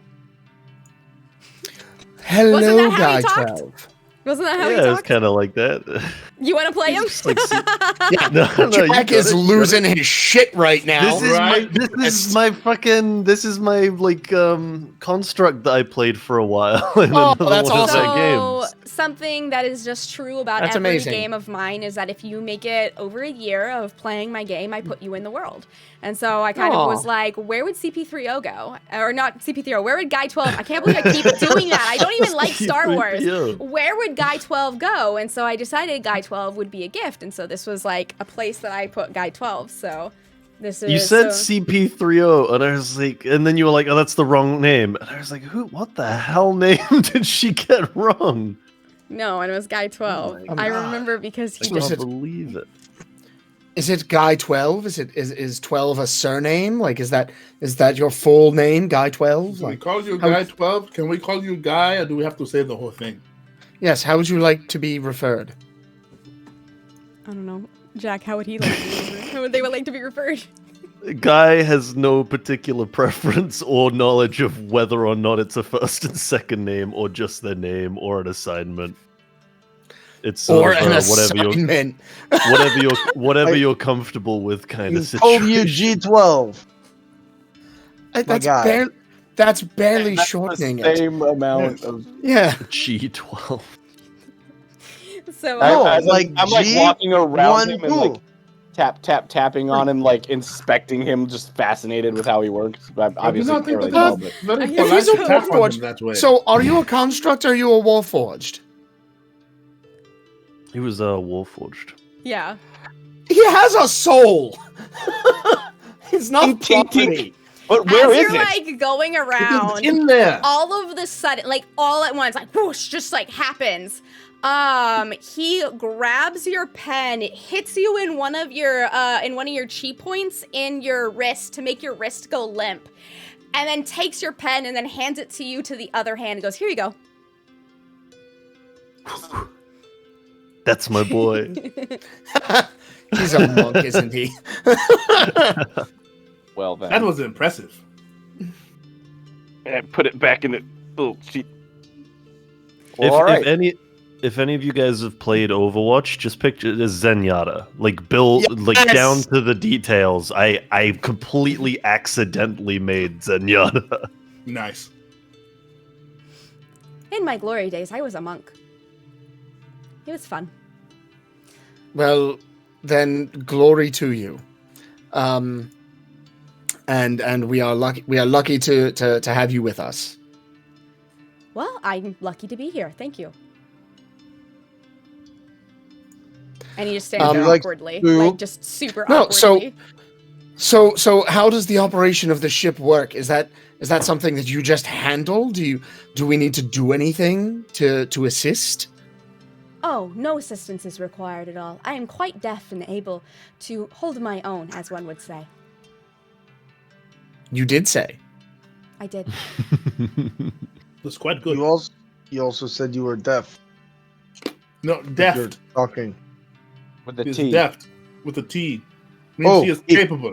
He Very opens up capable. his little book. He says, Ah, crap. "Oh, I have seen this wood before.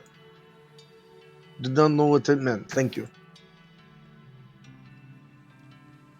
Wonderful. Well, shall we get started? And he Yes. just turns, like without even like giving you guys a moment to say anything to him. Like the timing is just so bad. He just turns and walks onto the thing. Okay. On the ship. Get on the ship. Get on the ship. On the ship. Left ship. All right, before right Mordecai starts having a hissy fit, and he like starts getting on the ship. Once again, not using his cane. So you all, the Shadowkai and his daughters, Liu and Guy 12 all load onto the ship. Along with Guy 12, something that you all were a little bit startled with at first.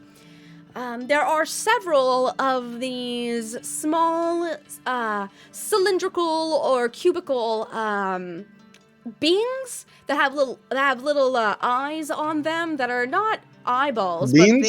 but they do have eyes.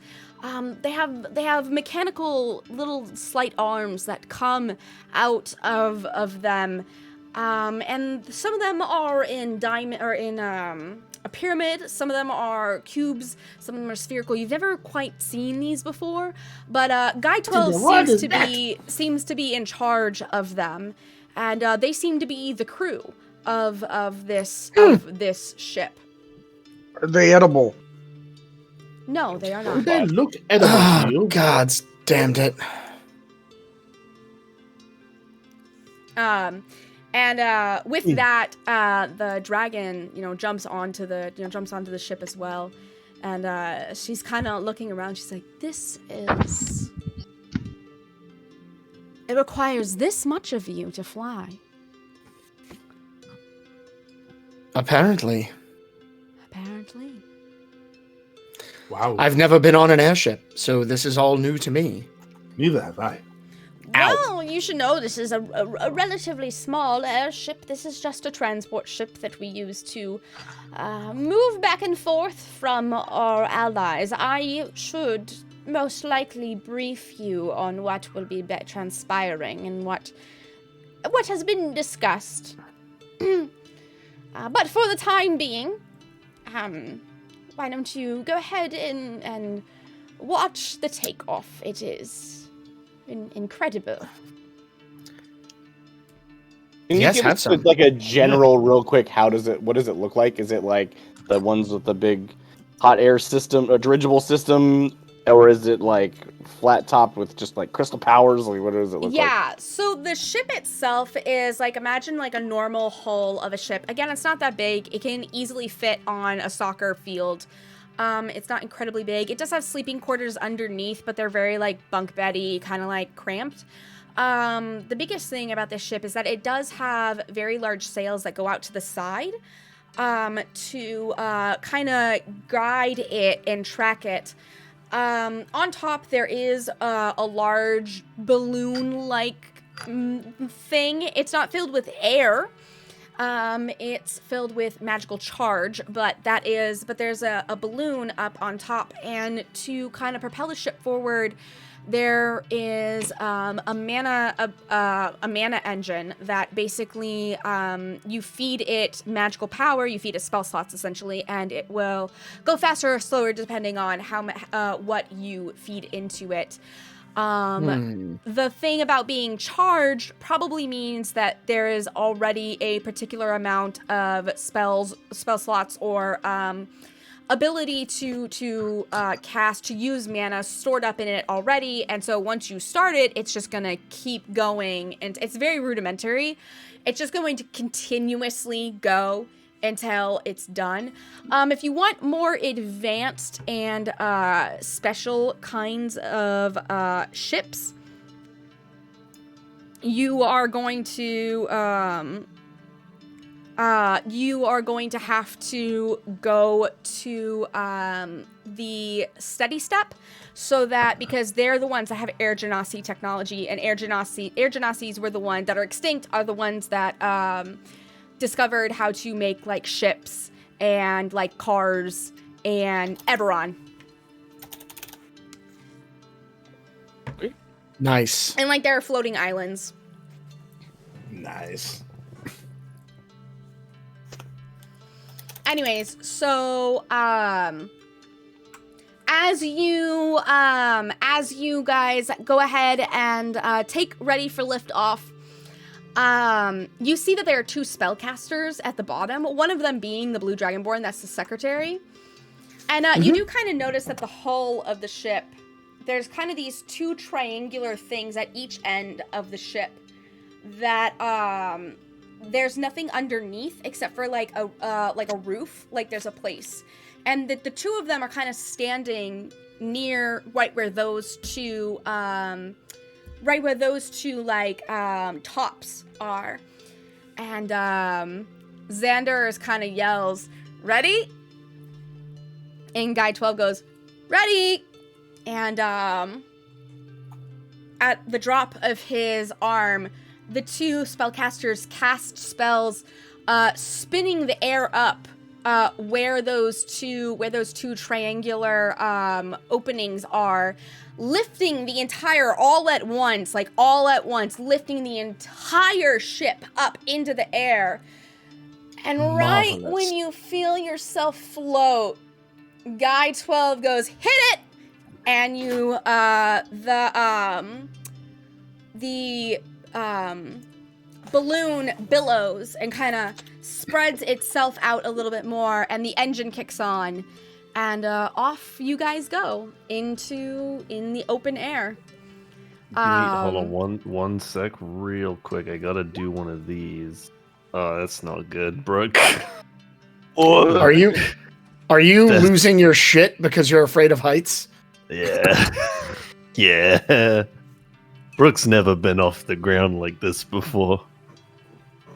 He's not loving it. Bling! Oh dear. Oh no. With that, in contrast to how Brooke is feeling, the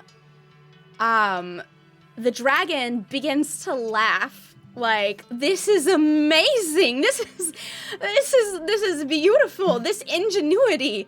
I've never seen anything like it. And she takes off into the air and starts like circling around the thing. Please be careful. They may be able to see you. They may be able to see you. She's totally like being No, a child. come back. Please come back. Please come back. Wait until we get out. Come back to the boat. And then she comes and she lands and she says, "What's the matter? This is amazing." People might see you. We have to wait till we get away from the city. Wilderness. Wait for the wilderness. Oh, I'm sorry. I got carried No. away. It's No, fine. and that's okay. All right. That's okay. It's exciting for all of us. Oh, Brooke, are you all right? Maybe Brooke. Are you all right? No. Do we have any buckets? I'm certain we have buckets. The Anake comes over to Brooke and like nuzzles up into him and is like, "I'm so sorry you're not feeling well." What do you mean? I feel fine. Brooke pulls out one of his cookie pots. You're turning green, my boy. I've done that a few times. I'd say that's business as usual. Oh, you poor guy. Well, if everybody's done with their vomiting, we do have a little bit to discuss. In this mode of transportation, it will take us roughly 24 hours to get there. Oh, that's quite quick, actually. So before we all go to bed, as the dragon flies. That's good. Before we all go to bed, I would like you to come downstairs and understand fully what is happening here. Real quick, Alex, you said the air crew is all the robots? Yeah. But the ground crew were all the other people. On the airship, it's all robots and then two spellcasters. Do y'all know what Modrons are? Yes, that's what I was going to ask if that's what they were. They're all Modrons. Awesome. Guy 12, I decided except for in the one two of his spellcasters. adventure. Met some Modrons, and here Modrons we are. Mm-hmm. My guy's living the life now. Yeah. Amazing. He didn't do any of this when I had played him. You did go to the fire plane though. He did go to the fire plane. So as you all head downstairs, you see that there's been like a little bit of food like prepared for you. Not much, just something to like eat. And as you all settle down, he goes, okay. So an agreement has been made between Yao and the Rose Court, and I want to be very specifically clear here. Yao, me and my son and my wife have a particularly closer relationship with the Rose Court than the council that runs over all of Queldrum. As such, we sometimes do dealings without the council's notification. Not necessarily the nicest thing to do, but considering who is on the council and what the council stands for, they stand for more for what, they stand for what Queldrum can gain, and not what the realm could be destroyed by. So, sometimes things are better left unsaid by our unknown Turnhamline. You all know what I mean. Now, when we arrive at Lillington, a few of my compatriots and your compatriots will be there. First and foremost, I am told that you all at least had a running in of sorts with Jasir. Yes. I will be acting as liaison for the Yao as always, and for Queldrum as always, and Jasir has decided to be the acting liaison for the Rose Court. I told him that there was something of incredible importance for him to know. And to be completely honest, him and Queen Antoinette are the only people I trust with this information that have any sort of power of preventing this information from falling into the wrong hands. Including more than my own country. I know, it's very complicated. It's politics, you know. Politics always are. They are. In exchange for Buntus, who hopefully you will all convince, giving Jasir some information on Buntus's uncle, to be quite frank. In exchange, I don't think it will be an issue. I assume that it wouldn't, but I want to make 100% sure that he's comfortable with this, and I'm not the most comfortable person to ask him. He might also want you all with him when he tells the information to make sure that he remains safe, and I want him to feel safe. That is very important to Jasir and I, that he understands that he will be protected. In exchange, the Rose Court has decided to host the dragon, and make sure that the smallest piece of information gets out as possible, and that everybody in all courts, in all places, in all planes are aware that the dragon is property of the Rose Court. Now, before you get your tuckles and ruffle, slavery. She's not. It is a guise. She's free to do what she wants. The Rose Court understands that as a dragon, she would be a very amazing ally, but she is also infinite, and as well as, you know, a sentient being that is allowed to do with what she will with her life. And again, this is why I trust Queen Antoinette. Do you know the history of Queen Antoinette? No. I do not. 5 years ago, there was King Isaac III. King Isaac III turned out to be a little obsessive over the idea of returning the Fire Genassi's technology that they had harnessed to burn. Do you know what Everfire is? Fire that burns forever. You can't put it out. That was what the Fire Genasi had invented, and he wanted to bring it back. And became so obsessed with the idea of bringing back the Fire Genasis that he, well, you probably don't know King Isaac III. What you do know is the Crazed King, because that's what everyone called him. Queen Antoinette was the one who took his place whenever she and, I staged a coup and killed him. I didn't kill him. I just want to be perfectly sure. I'm not a king killer. Another person killed him. Well, if you must, you must. Aelx lowlanders. Don't you know politicking is like seasoning? Too much of it makes everything bad. I absolutely agree, but I also absolutely agree that a king willing to sacrifice his people by burning them alive to make sure that the fire truly never goes out is a fate worse than death, and therefore I would agree with that.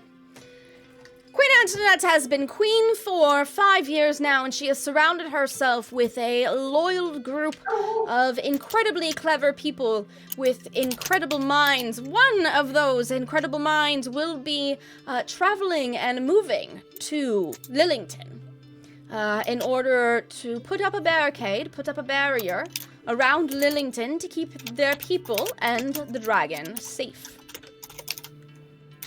He will become custodian, guardian, if you will. And he's moving from the beach in order to do this, and you have no earthly idea how much this man loves the beach. Well, and if Anna K says no? Then Anna K is free to do whatever she wishes, but this was the arrangement that we could come to during the time that we had. Of course, all negotiations can be further negotiated in person. Okay. That is good. You know, gilded cage, still a cage, you know, that whole thing. Unfortunately, I think a cage might be required to keep other things out. Let me show you something. The cage is not necessarily for her, but for everyone else. He That's says exactly what Slaver Love it. sells slur. and he tells everyone to like stand up, and he takes you guys back upstairs. And Guy 12 is just awkwardly standing there, but also he's like checking to the sides, and you guys can't really see anything off to the sides. And he goes, does anyone have a light? A light I spell. cast light. When you A light cast light, spell. when you cast light, beaming out into the distance, this light illuminates that surrounding this airship that is carrying such a heavy pool of the weave, a heavy concentration of magic that is the dragon. You see off in the distance, like surrounding you, there are several imps of several different colors and several different varieties from several different deities. There are familiars, there are constructs, there's rocks, all trying to get a peek and take a look at what the fuck did they all just sense come into existence, because that was weird. That is not good. That is highly disturbing. She kind of looks around at a moment, and whenever the light illuminates, they start coming in closer because they can see her. In fact, an imp lands onto the deck, but is quickly shooed away by one of the Modrons with a spear. The Modrons all stand at the ready with like different spears and small swords, ready to shoo all of these familiars, all of these creatures, all of these eyes away. I will blow up an imp. She sees you begin to cast, and she says, "Wait, don't." She kind of looks around. The more information they get from me now, the less information they will try to get from Lillington. I still don't like it. Right. I assume, Uncle, you know what you are doing. Well, to be honest, no, I don't know what I'm doing. I'm flying by the seat of my pants. That was the part where you lied to me to reassure me that you, in fact, know what you are doing. I'm totally winging it. You have to understand. You have to understand. And he gets, like, real serious for a second. More serious than you've ever heard him before. He stands up more straight than you've ever seen. And you realize, like, oh, he's an old man, but he's not an old man. The dragons are back. Well, at least one. But if there's one, there may be more. I would like to know how this happened. I'm thrilled that it has, but I'd like to know whether this was whether you, Chiron points to Anake, are an isolated blessing, or if this is just how things are now. Yes. One of the reasons why Lillington was the choice spot is because Aurora is a paladin of Simone. Simone is the god of life. The only way that this egg would have gone from dormant to active is if life was given to the egg. My hope is that she will be able to give us answers. I'd also like to know if the corruption was a recent thing, or if your egg was corrupted millennia ago, and then when the life was added, when life was given, if it reactivated both your egg and the corruption, or if someone found you and was like, ooh. To be completely honest with you, the only memories that I have that were not instilled from my mother were memories of me being cursed. And do you have any reference for when that curse took hold? Or who cursed you? Well, the first memories that a dragon forms while in the egg are typically, I guess, in mortal years, it would be 6,000 years after the egg is laid. So if I was laid 10,000 years ago.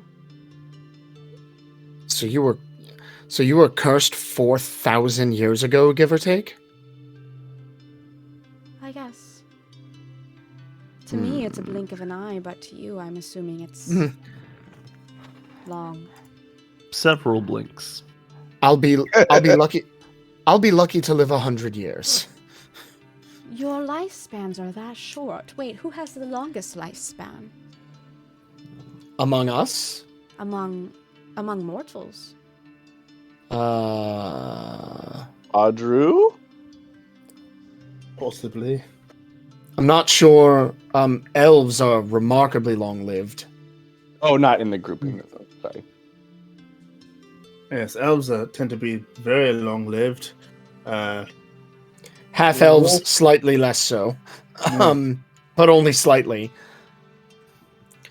But yes, I my can only kind. assume that Warforged, because they are not of flesh, may also have a similar issue. Amazing. But yes, I'll be lucky to survive a century. I've actually been meaning to ask. I didn't want to be rude. What? She looks to Brick and she's like, What are you? That is a complicated question. When I, from my memories that I know, there were halflings and gnomes and elves and humans. Oh, I am cook. Your species is a cook. To your species. No. He's a half orc. Oh, Half-orc. you talk about lineage. Yes, your lineage. My father was big orc. My mother, Wow.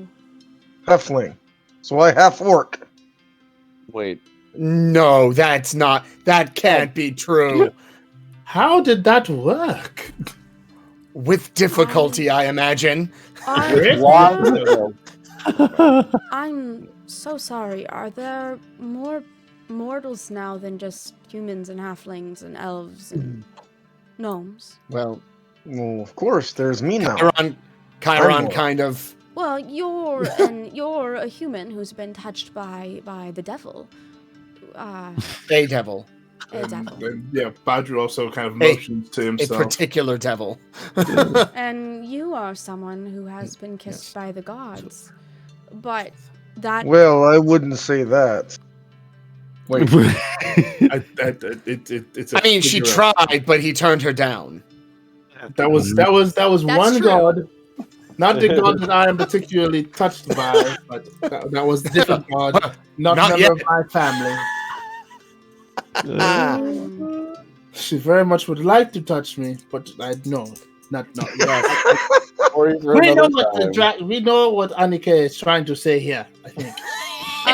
During this but this is a whole lot more fun. During this time, behind you, Chiron, you see one of the Modrons like turn around like and like try to get behind you because an imp has come up behind you and is like trying to look at Annika. Is it? It's this Chiron. Look, yeah. Does this imp look familiar? Like is this no. like a? Is he part of the family? No, he's not. He is not part of the family. You never know if it's a relative. All right, yeah, right? Like at least I never know if it's a relative, and I need to be polite if it is. Papa Ozuth does not take kindly. I pull out my sketchbook and I just kind of sit down. We can see her now, right? Yeah, the light is going. Yeah, so I sit down in front of her and I flip through my sketchbook to like early pages, and I kind of like turn it around and I flip through and there's pictures of like Aarakocra and Loxodon and just different things I've heard about in my travels and stuff and descriptions and things like that. What is that? It's an elephant person. What have the gods been doing? Everything. Now, I haven't actually seen this, so I don't know how accurate it is, but I did get a very cool description of what it looked like, and it's fairly accurate of what a Loxodon would look like. Loxodon. At least they have an interesting name, I assume, I guess. Some power starts to well up in the crystal that Chiron holds as he's giving the imp the side eye. The imp is currently in battle with this Modron. The Modron's trying to poke it, and the imp is like me. Fierce battle.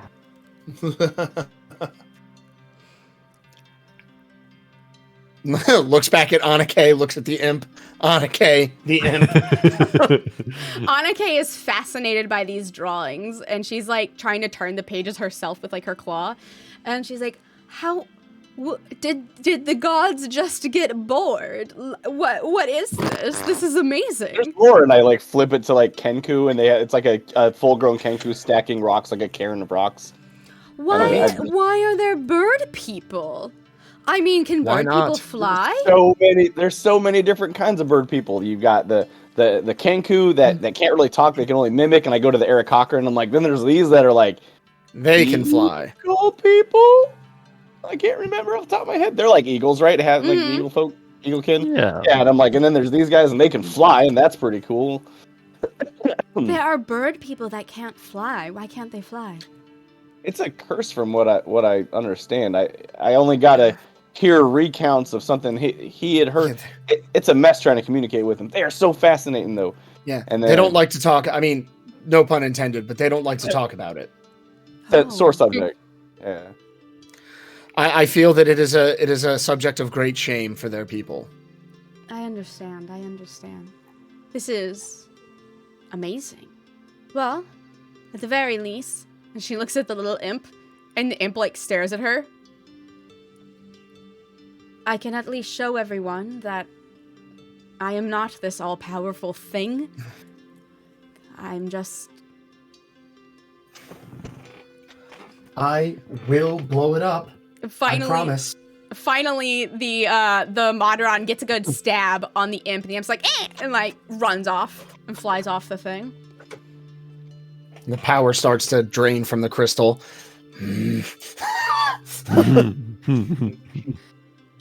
I just... Where is my crystal? She like looks around, and as you're looking around, there's probably like 12 like different things flying in the air, like watching. How many people of power who would be interested in something like this are there? All of them. All of them. Yeah. Yes. Every society that interacts with magic in an appreciable way, whether they be societies of greater beings like ourselves, or just yes. Did you just call yourself greater being? Well, we all are technically. Beings. I mean, there are some beings that have societies, but they're not quite as intelligent and forthright as some other mortal lineages. It's true. Okay, then. All right, if you could put the light out, I think that's enough information for the spies. All right. Hey, wait a second. Isn't putting the light out how this happens? No, the spies, their spies can... Golly. Going downstairs is really how we stop it. All right, come now. More sex humor. Let's go. Oh boy. So as you can see, this is a little bit of a reason why the gilded cage, as you called it, is necessary. Kinda hate it. Yes, I'm not fond of it either, but I do see the point of one. To be honest with you, as a dragon myself, I hate it too. I would love nothing more than to allow my ancestors to fly free and do what they will, but we all know what will happen. If it is not a gilded cage, it will be chains. Well, at least until you are strong enough to fight for yourself. Yes. I feel a great swell of pity for anyone who comes looking for you, looking for trouble. I hope that one day I can match up to what the mortals have become.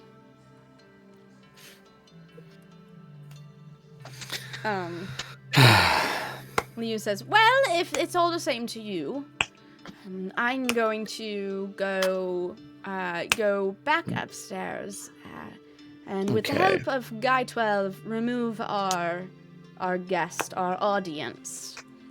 Excellent. Yes, we have a conversation we need to have down here. So. Right. All right. Well, enjoy your conversations that I will most likely be hearing about anyways. It's fine. Everything's fine. I don't think everything is fine. I have a bad feeling about this conversation. He walks back upstairs. So it It has come to my attention via some details that I mentioned to Sathrin, and Sathrin mentioned some other details, and I kind of put some things together. And where do I even start? Oh, right. Celestial Stalker. What? It is unlikely Okay, that would be such a good Kadaidios- feature. Like in a fucking like a curse, like the name of a curse is like Celestial Stalker. Sorry. Celestial Stalker. I love that. Stalker. Celestial Stalker is actually the name of my Creed cover band. Nice.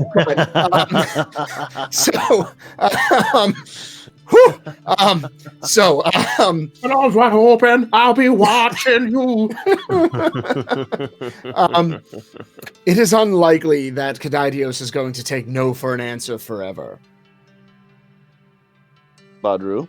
So you're saying that she They're will going to likely come back. tried for me. I am with someone now. Hey, look, I'm Oh man. Also, I'm I not am judging. not either. I thought we established you jumped the gun and that it wasn't official yet. Well, Get your question. story straight, Badru. well, either the way. the discussion that I will have with Aurora. Yeah, question Either for way. the group on that. Do we need to worry about a jealous god? I don't know. Honestly, I don't know. Religion is not my forte. Honestly, you didn't until Chiron brought up that, or fucking until Badru was like, "I'm taken now," and now you do. Oh no. Oh, I'm boy. gonna clip what happened to me while you guys said that and like put it on TikTok. You were like, "I'm taken now," and I was like, "He is taken now, isn't he?" Oh, he is taken. Nothing will get in the way of our love. But here's Oh, the boy. there may be a slightly bigger problem. Believe Bigger it or than not. my being stalked by a dark god. Yeah. Yes. So What? Okay, So now that was- I'm even more afraid. So there was Go on. once a god named Umbrodaituus, who was split into Dortuus and Kadaidios. So Kadaidios used to be part of a bigger, better god? Is that what you are saying? You want me And to? we seem to have delivered a gift from Dortuus to Kadaidios, a piece of Dortuus. I believe that was what was soup. I'm sorry. You're Hmm. so It gets better.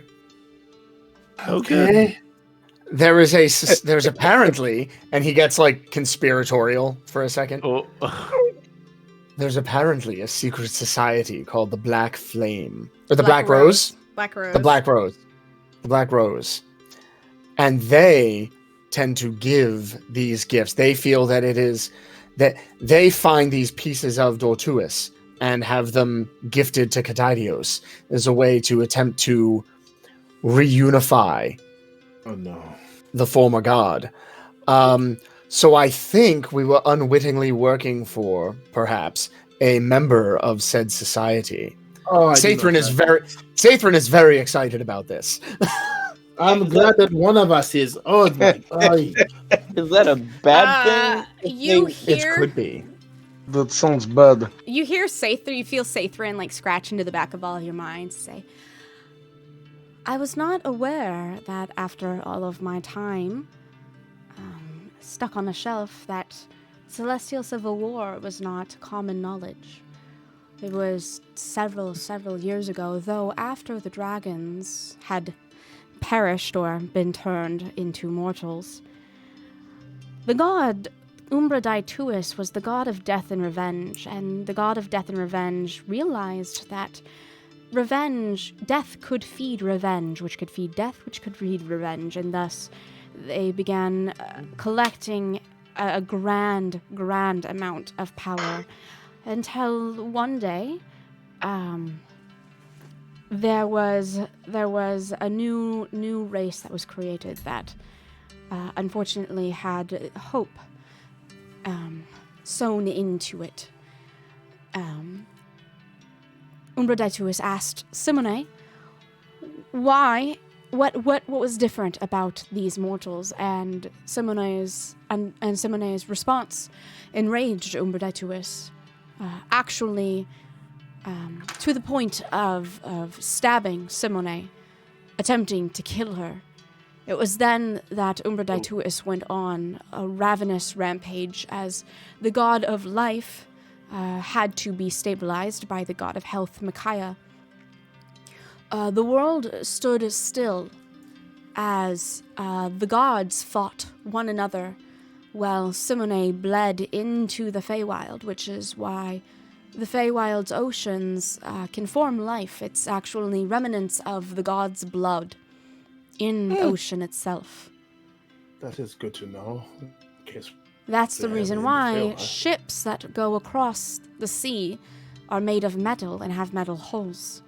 It's not because it's easier to come by, it's actually harder. It's just if you put wood in, it will grow roots and stems. That's not great. For several nights, the gods fought. The world stood still.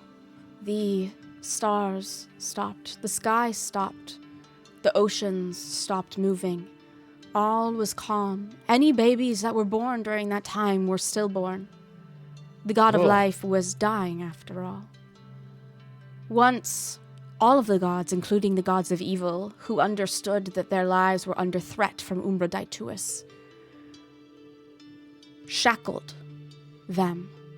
They decided that they deserved a fate worse than death, as the death of Umberdaituis would only cease the death of the mortals, in which would unbalance the world.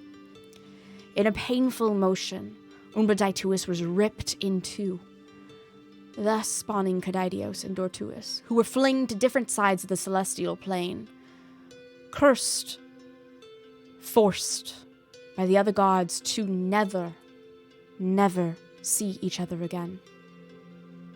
The society, the Black Rose Society, is trying to rejoin the two sides, as that is the way that the gods were intended to be and should be.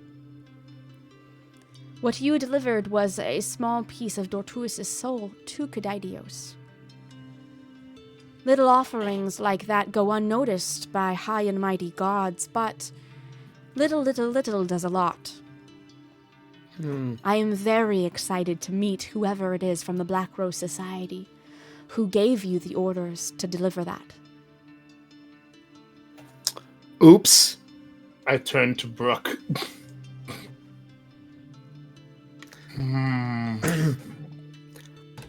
So, there are realistically two options. Madam Mandy is a member, or was just as unwitting as we were. She was hired. Those are literally the only two options I can conceive of in this What case. about one of us? Do you really think that one of us would have knowingly done something like that? I don't know. We didn't meet until we met the madam. That's true. And honestly, the tiny one already worked for her. The tiny one? Really? I'm the Seems tiny very- one? But that is sizest? Is that the word? I'm not, I mean, like... Heightest? Yes, it is, but it's just a little rude is sort of the first, is where my brain yeah, that's the went. yes. Saithrin, It's just a little rude. Would you Saithrin prefer sun-sized? I'd prefer if Saithrin. you just called me Brooke, is what I'd Yes. prefer. I'm listening to Saithrin. Saithrin slips into everyone's mind and says, "Unfortunately, I've already poked around in everyone's mind, and none of you are part of the Black Rose Society. I can say that for sure. Wait, you What can about do that? you? I can do many things." Thank you for confirming that. Also, consent next time. Yeah. It's scary in here. I don't know that I want you poking around. It's very sad in here when it is not happy and full of happy. It's mostly sad in there. If I had Oh. arms, I would give you 2 hugs. For real. Aww. Sathrin, it's X-rated in here. This is it's X-rated in here, and I really man. Of course, I don't it know is. if you're allowed to go in there without Chiron's permission. Why would he need Chiron's permission to go on your head? It's your head. I don't want to be held responsible for what Sathrin's documenting and archiving. Is Badru's camera fucked for anyone else? Yeah. Yes. Got Okay, back. we're back. It just went back. Okay. You just had to Okay. Of course, as soon as you say it. As soon as you say it. Anyways. Yeah, it was jacked up for a hot minute. But, Weird. they say, but unfortunately, none of you are part of the Black Rose Society, so I still haven't been able to talk to anyone. That's not unfortunate. I am I think it is- concerned. Unfortunate for Sathrin, I think. Sathrin seems to be very excited about the possibility of speaking to one of these people. One of my... But So, we are So not I one of asked them. Sathrin earlier. I was like, "What are the chances that a conversation, if we were to go to who I think is a member, and say, so about this Black Rose Society, how quickly are weapons going to get drawn?" And the answer is, if we're not planning to join, immediately. So what is our motivation for finding them again? They are attempting to reunite the two halves of a dread god. Yeah. No, But that's the opposite of motivation to find them. right. Unless we want to Well, oppose them we're in trying some to way. prevent that. And I think all work Mildo itself out would in the very end. much want to oppose them. Your motivation So- can be for Sathrin to talk to them. Yes. One of the We things can that let I really Sathrin talk to them, and then we stop them hard. yes, but I think the thing that I want to bring up that Chiron hasn't brought up, but I'm gonna bring up, is that one of the things that Sathrin asked him to do was to make sure that before they fully kill, before he dies, to put Sathrin on the Black Rose Society person's head, so he can ask him questions. Yeah, hold on. Yeah, just keep breathing for just a moment. There you go. I hadn't I just gotten there wanted- yet. I really wanted to come across something that I find I don't like in sentient items, that I want to come across in my sentient items, is that they are sentient items. They are not people. Yeah, there's no morality. No. Yeah. No. Oh, it's coming across. Surely the madam wouldn't kill us or wouldn't kill me if I asked. I hope. Who do we Sounds think? like I think it's Madam Mandy. I'm just asking you, like out of game. Okay. What are you asking? the madam. I was asking you who we thought it was. Oh. Do we think it's her, or do you think it's her, and I'm just not keeping up with what's going on? Well, I did not- Mandy. we're operating Madam- on the soup is the part of a puzzle leading to Oh, we the got it from resurrection Mistress of a Mandy, dread alright. god, and we got it from Mistress Mandy. All right, I'm all caught Yeah. up. Madam, Yeah. Mistress. Yeah. All right. She Sorry. she very specifically had us drop that thing off. Yeah. That was not Yes. incidental. That was the entire purpose of our meeting. So I don't- that is like yeah. I don't want to, but I feel like we should ask. It would be at some point, if we're not in the middle of something else very important. Alex, Like, I'm not being sarcastic. Like, I don't know Mm. what we're doing after we get Anake to safety. Yeah. Good question. I suppose the world is a bit our oyster, as with regard to what we want to do. But Oysters are very tasty. I mean, we could start first Frick of is all, rubbing off on you. first of all, he's losing ew. it. Second of all, yeah, if you want to eat something that looks like it came out of a chest cold, more power to you. However, I don't know. Perhaps it's worth pulling on this thread a bit. I'm concerned. that we may have been duped or not duped, manipulated Bamboozled, into led astray, run amok. run amok. Sounds like to me that I think we were duped into we were manipulated into attempting to resurrect or reform the shards of a disparate god. I kind of don't appreciate it, to be perfectly honest. Neither do I, especially now that I know that one of those gods is a stalker. If I may interject just for a moment. Of course. I'm very sorry. I just want to let you know that I feel safe with Liu. Dragons can oftentimes sense intuition and sense intentions more than the average mortal, at least. That's how it was 10,000 years ago, and I can tell that Liu sees me as a symbol of his own freedom.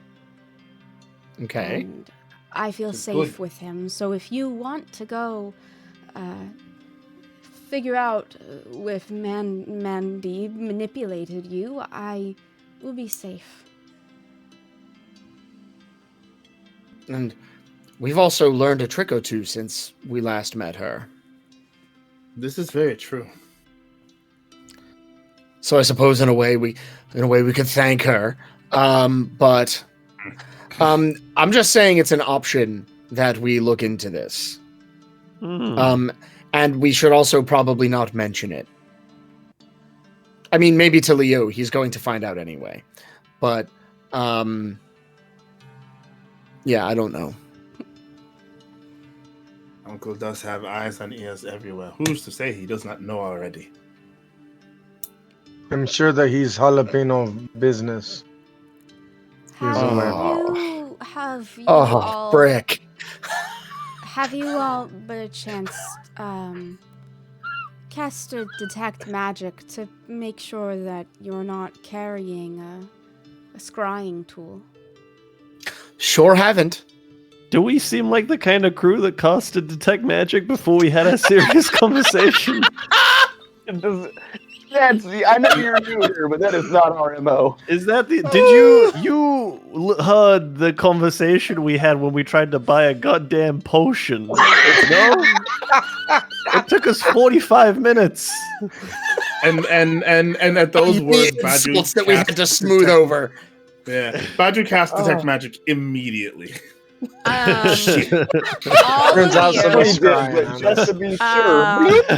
All of you, except Brick, in your coin purse have a single coin that is imbued with magic.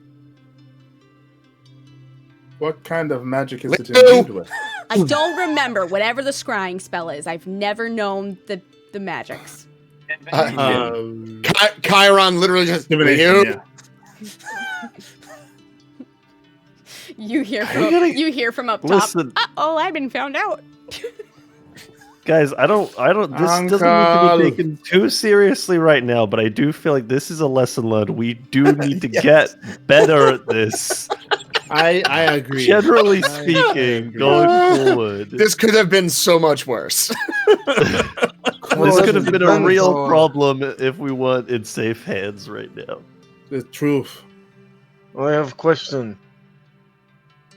You all have magic coin. Why didn't Brick not get one? I'm sure Leo is listening in on whatever hustle and bustle is happening at the apothecary. Literally, as you're coming in, you see Leo coming down the stairs. Not using his cane. He's actually resheathing his cane into a sword. The reason why is because you spent it. I had that feeling. All right, the potions. I think. Yeah, call them potions of privacy now. To be fair, I don't scry on you unless I really, need to know where you are. Like if I need to send a message. Like just now. Did you really need to know where we were just now? Well, Uncle. I saw that you casted a spell, and I wanted to know what it was. What? I was going to explode an imp. That was really it. I've already exploded them, and though to be fair, I will be honest with you and say I don't know what conversation you just had with one another. I did allow you that privacy because I am not a monster. Inside check. Is what monster would say. Are you making an insight check? I am. I rolled 11. Oh, okay. Is anyone else inciting? I'll also incite it. Actually, I super don't believe him. You just don't believe him no matter what. I guess just. Yeah. Rick is trying to play catch up. Nice. What a useless crit. Wow. So, you get the feeling that he was listening until he understood what, like, the word stalker, or, like, you know, like, celestial stalker, or, like, that this was, like, private information, and then he backed out. But he got to the point where you said celestial stalker, and then he was like, ooh, I'm gonna just respect them. I give him eyes of like, I know. I know what you did. I respect people's privacy that I care about. I just also respect the fact that you might get kidnapped or something. And that's also something I care about. I guess that's have to protect your investment. Did you want these back or no? I mean, if you what? He looks at Chiron sincerely and goes, if you mean my emotional investment in caring for you, then yes, I do have to protect that. Well, I also mean the fact that you have literally been guiding us and paying us to do things. Like, that is an investment, and I don't take that to be a negative. Good. Personally. Yeah, I just protecting one's investment doesn't have to be this negative thing. He is a family benefactor. And people can be investments. That sounds like something somebody who likes to manipulate people would say, I think. But I do ask all of you, the conversation that we just had, do we think this is something that we need to... If anyone would know anything about this organization, I think Liu might. Yeah, I agree. Well, actually, hold on a minute, guys. I just had... Liu, no scrying. Go stand in the corner. Earmuffs, Liu. Uncle, would you give us a Just moment talk here? through Sathrin. Yeah. Oh, right. Okay, yeah, that's a good point. Because he can't scry on that. That we know of. So, I agree that if anyone's going to know about this cult, I'm going to call them a cult. They might not be a cult. That it would be to me. Probably accurate. Spy Mastery friend Liu, but also, if I were going to select somebody to be part of such a cult, I would also probably select someone like Liu. And we did establish that if we say to someone, hey, what about this cult? And they're in the cult, they might kill us.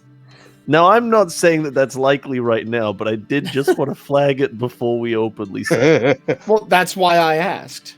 Okay, cool. Okay, I'm just laying that out on the table, so I'm glad we're on the same I think we can page. trust him. At least with this. He says Can out we loud. get... Wait, let's... what did you say out loud? No, I think we can trust him. He said out loud. That was in the mental chat. That was not out loud. Do we want to call a vote, or we're just gonna do it, or? I think a vote would be good. Okay, on the count of 3, everyone in your head, raise your hand. Raise your hand if what? If you Rick's think we hand should goes tell up him. before he finishes. If you think we should tell Liu, then raise your hand on 3. Tell him what? Wait. Oh my 1, 2, 3. God. 1, 2, Sorry. 3, sure. On 3 or after 3? On 3. Like Okay, one, what? two, Two. three, Badru go. and I have just go, raised our or hands now. go Badru on and I. Just raise your Badru- hand if you're put going a to hand raise down. it. All right. Okay, 1, 2, 3. Jesus Christ. I'm Sure. All right. Liu's just watching us like raise and Liu lower our literally, hands whenever in you guys different all raise your, combinations. whenever all you guys raise your hand, Liu goes, "Did I win?" I raised my hand in my head though. It's okay. All right. Yeah, it was all in our heads. Hey, Alex, I sent you a message. Liu, Oh. It depends on your description of winning. and I am looking. I'm looking him dead in the eye. If I were to say to you a name, and Getting my that sword name ready. was, and that name was the Order of the Black Rose, what would happen? I would laugh at you because it's the Black Rose Society. Whatever. Well, Something different. actually, what? Not the point.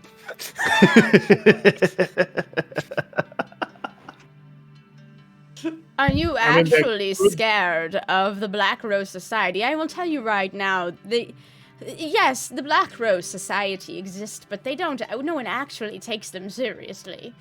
It's a fancy cult so that some people can make some money. It's not really. They don't really do anything. They just say that they're a except member.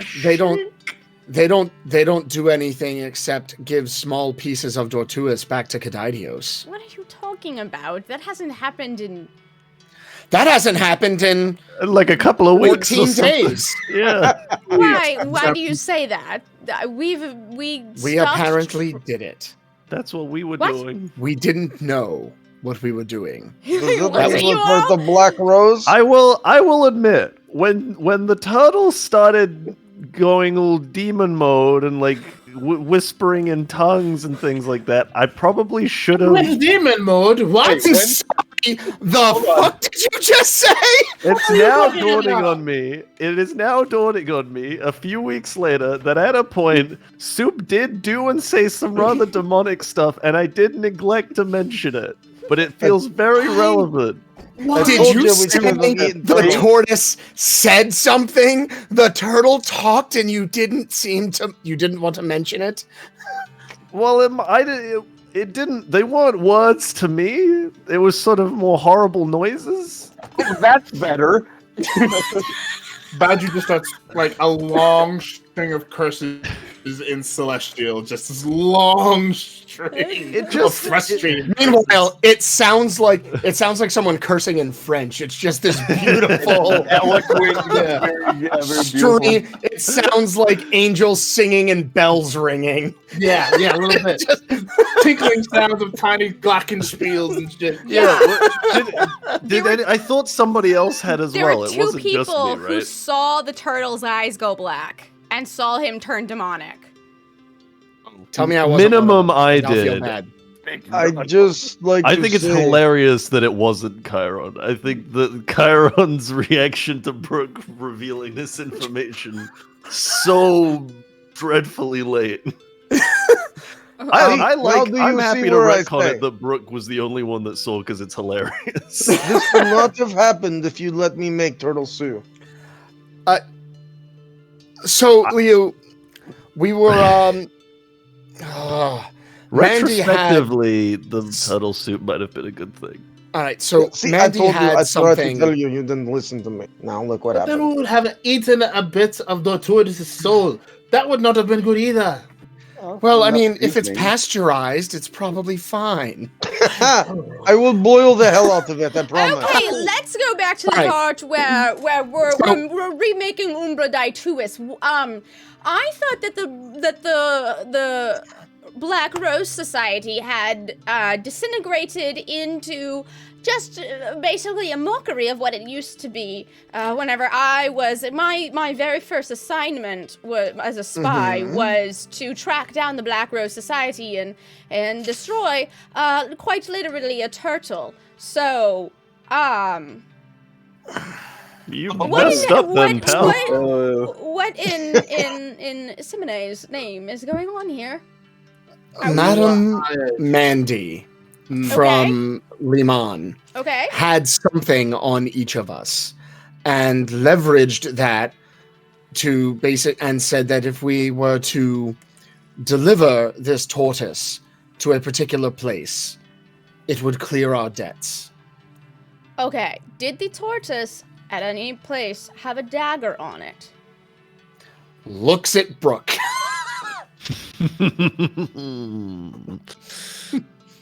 Now, delving into my brain here, into Brooke's brain, and also referring to Iron in chat, there were markings on suit, and I am pretty sure that I showed them to Chiron, because he's right. I did show them to.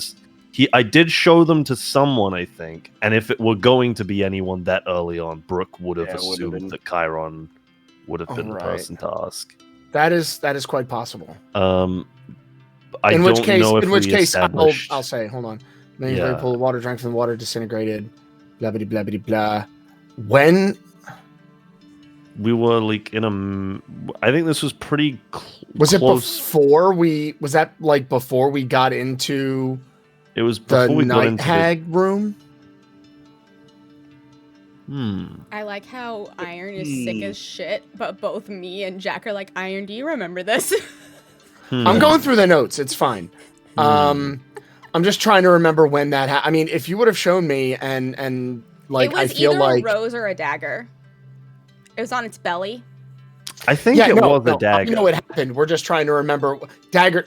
Brooke wandered off a short distance. Soup had a dagger sigil on its stomach. Its eyes turned black.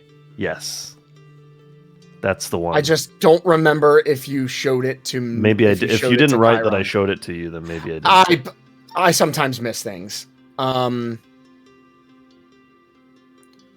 So, I mean, you can just as easily say that you showed me and now I'm remembering it, and that's fine.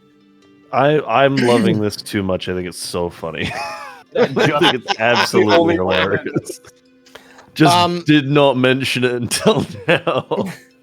That was a dagger. That was a dagger or a dagger kind of shaped thing. And at no point in time did you question? Did any of you read about the Celestial Civil War? Did any of you? I guess I don't. Badru, you did not. You don't know about. It is not one of the stories my grandfather told me, unfortunately. There's nothing to do with food. I had never, in my defense, I had never seen one of these before. I thought maybe they just did that sometimes. Well, wait, did this happen before or after Kadaidios tried to hit on me? Before. All this was before. Right before. Like right before. I think. Now, this is Badru saying this out loud to Brooke. This was before that happened? Yes. Oh, that, and then I turned to Leo. Uncle, that also happened. The Kadaidios tried to. Oh. So what you're telling me is that you probably have Revenge's gaze on you somewhere. Yes, when you mentioned you heard Celestial Stalker, that is what we were talking about. Right. Well, you are in a larger city. You might want to go and get greater restoration cast on you. It will alleviate that. That is good. That is good to know. I will ask Aurora if she knows that spell. I don't know if she does, but worth a shot. So, is this a thread worth pulling on then? Well, to be entirely honest, the Black Rose Society has been completely out of our zone of what we've been. It hasn't been hot for years. Sounds like it's what they wanted you to think. I must tell you now, Uncle, the block is hot now. He thinks for a second. He's like, out of curiosity, have any of you ever wanted to join a secret society? You are not suggesting what I think you're suggesting. Wait, Yes, did I join the? Did I join the? I'm not joining the Black Rose. If that's what you mean. I think he's suggesting that we infiltrate.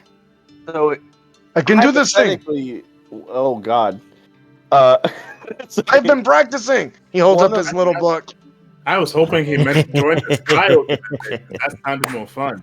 One of us could talk to Mistress Mandy in private, bring up the Black Rose Society, and say we're willing to join it as a way to get our foot in the door and kind of like double agent.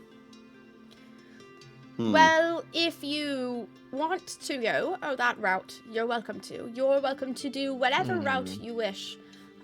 But route. my society is always looking for recruits who have a good set of eyes and a good brain in their head, or in some cases, good cooking skills. Well, that's what I was hoping for. Some of us have some of those qualifications. Between 2 or 3 of us, we need all of those qualifications. You have very clearly proved yourself honest enough, and well, you've gained favor with not just me, but my friends in the society as well, including Faye. It is just an option if you ever wish. Wait. But you can also just be an ally. What is name of society? We go by many names. If you join, you'll find out the true name. These are the World Ender. World Ender Stoppy people? Yeah, that was the name of it. As a WESP. As a Silver Star, I am definitely intrigued and would like very much to know more. I forgot about the Boy Scout thing. I forgot it existed. What Boy Scout thing? He had his like the bar. The Silver Star. Yeah, it's a stick. Yeah. Oh right,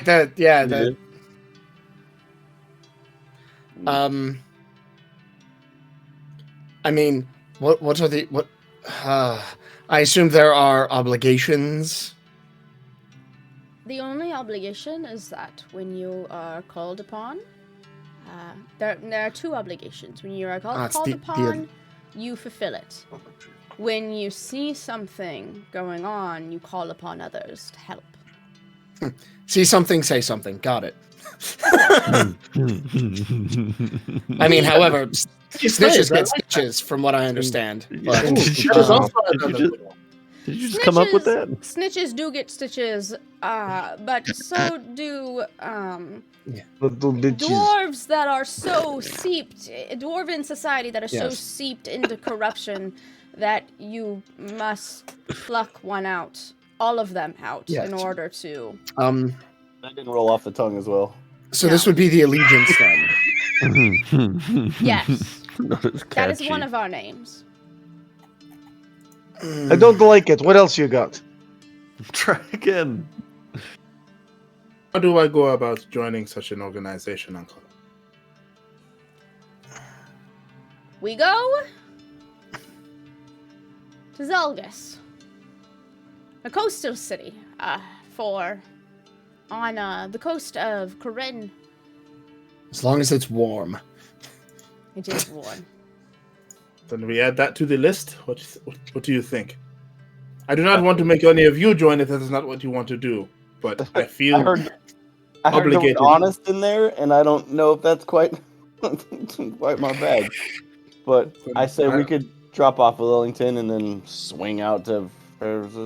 Believe me, whenever I say Mordecai, honest is not something that we do.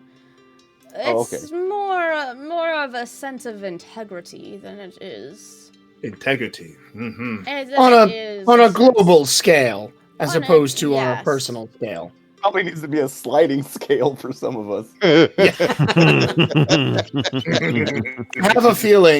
I have a feeling that the allegiance is results oriented, not methods oriented. Precisely. That's why I have killed as many men as I have killed. I will let you all think on it. I will go to the other side of the ship and go ahead and get some rest and some sleep. I do And want maybe to don't listen in. And I will not listen, and I promise. Once again, integrity. Pinky promise. Did your ship have a He mess goes and hall? he literally like pinky promises you. He turns Thank you, to the Uncle. dragon and says, Now, of course, I do not ask you to swear allegiance to anyone at any time for anything. Your life is independent Excuse of me. everyone, including the crowns. If there is any time you wish to leave Lillington, you are allowed to. She says, "Thank you. I'm quite happy that everybody is under the understanding and the impression that I am my own being. Excuse me. It's much easier to live amongst the people than it is to live in the secluded mountains where no one knows I exist." Well, after what we went through, they better understand that you're your own person. All right. All right. Yeah. What you wish, whether you wish to be an ally, whether you wish to be part of, whether you wish to go your own, or whether you wish to just tip us off and allow us to deal with Dortuus and Cadidios starting it up again, it is up to you. It might be bad. I will leave you for the night, and I mean actually leave you for the night. Gentlemen. Thank you, Uncle. he flings his little cane around and then starts walking up. Deuces. Okay. So I do want to say right now, just really fast, I was going to say this at the end, but before you guys have this conversation, because it sounds like the conversation that I wanted to have at the end. And then we'll end the episode. From this point on, once we drop the dragon off, you guys are completely. So I kind of do a thing where I railroad. Jack knows I railroad, and then after railroading and getting everyone into a group and having a mission, and I put a lot of plot points out. Like I put the Beholder out, I put Boozy out, I put Umbra Daitulis there's some mind flayers in a shrine somewhere. and there are mind flayers and all this kind of stuff.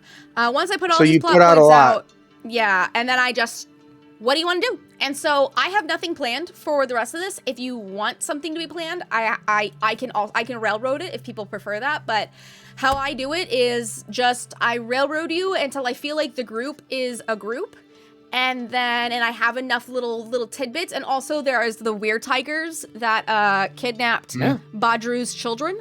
All of this stuff is stuff that is able to be done. Mordecai has a bunch of stuff in his backstory that's fucking fun and shit. But that's up to him if he wants to. So, this would be a great time and also a great example to do this live. If y'all can all talk about what you want to do, where you want this campaign to head, where you want to go next. If you want to join a secret society, so that's another little thing out in the ocean for you. Because I'm sure that's as simple as a secret handshake. Actually, I think I can help with that. Brick starts flipping through his little book. He shows a bunch of cool signs here, and he's showing you the thieves' cant and stuff. I think it may be that simple. Well, So to bring this back into character, so what are you going to do? Do we get to keep the airship? I don't take kindly to being manipulated on this scale. Now, You are not on granted, skill. she had some significant leverage definitely on myself. I assume on all of us. She gave me needed information that I did not have the coin to pay for at the time. Yes, no, I'm not asking anyone to delve into their histories if they don't wish to. I'm just. She had us all over a barrel, so to speak. But I still don't appreciate unwittingly assisting a goal this large and nefarious. No. It's not how I operate. So I am at this point feeling some kind of way about wanting to do something about that. I am simply pissed. Yes, I'm pissed. Um, But what can you do when you are the pawns of gods? Not a lot. To me, it's like when I go fishing.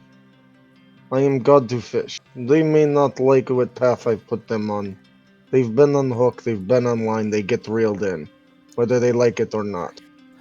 Brick, You have to Fight accept this. against the current and the line. here's the thing. I appreciate what you're saying, but at the moment, we're not the pawn of a god. We're the pawn of an organization that is attempting to bring a god back, and that we can do something about. I don't see Absolutely. difference. These are mortals. They're playing mortal games, and we got caught up in it. And that we can do something about before, hopefully, they're able to complete this task and remake this god. That sounds like a lot of work. I just want to cook. There'll be plenty of opportunity to do that on the way. We could Indeed. poison them all. Or you could also do that. Yes, that might be effective as well. So, I mean, Brooke, how do you feel about all this? You knew her longer than any of the rest of us. Yes. It's bringing up a little bit of conflict. Mandy helped me at a time where I didn't really have anyone or anywhere to go. It is disconcerting to think that rather than helping me, she was preying on me at a low point. And so Yeah. I am preferring to retain some optimism that she did not know specifically what this package was or what it was for. That Isn't that- is entirely possible. I mean that sincerely. I'm not going to patronize you. It's entirely possible that she is but a pawn in this game and a link in the chain. And if we were going to go and attempt to have this conversation with her or gather information about what she does and does not know, I personally could say that I'd be able to look at it dispassionately until we have more information and know whether or not she is a link in this chain or one of the people wielding it. I think for the reasons that we've all brought up, I would like to talk to her about it. I think we should. I say this next thing from a place of compassion and admiration for the individuals named. I do not want Brick or Mordecai to talk to her about it. This is probably why. Any of the rest of us, fair game. I trust you guys. I trust myself. I do not trust you two. What is wrong? You do not think I'm good talker? Hurts my feelings a little bit. I Yeah, me understand too. why it would hurt your feelings a little bit. You called me the little guy a minute ago, so I'm not No, going to have that anything was- out of you, Brick. No, I You don't. called me the I little guy a don't. minute ago. Was What? I very speak sized. truth. Yes, he's small. And it is Let me ask you this, Brooke. He's small, but If anybody in this group could lie to her to convince her that we wanted to join this group, who would that be? It would be us, clearly. We are best choice. Either myself or Chiron.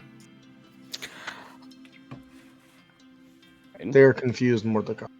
I'm just gonna mute my mic. I'm just comparing sorcerer, half angel. Let's call me ethically adjacent entrepreneur.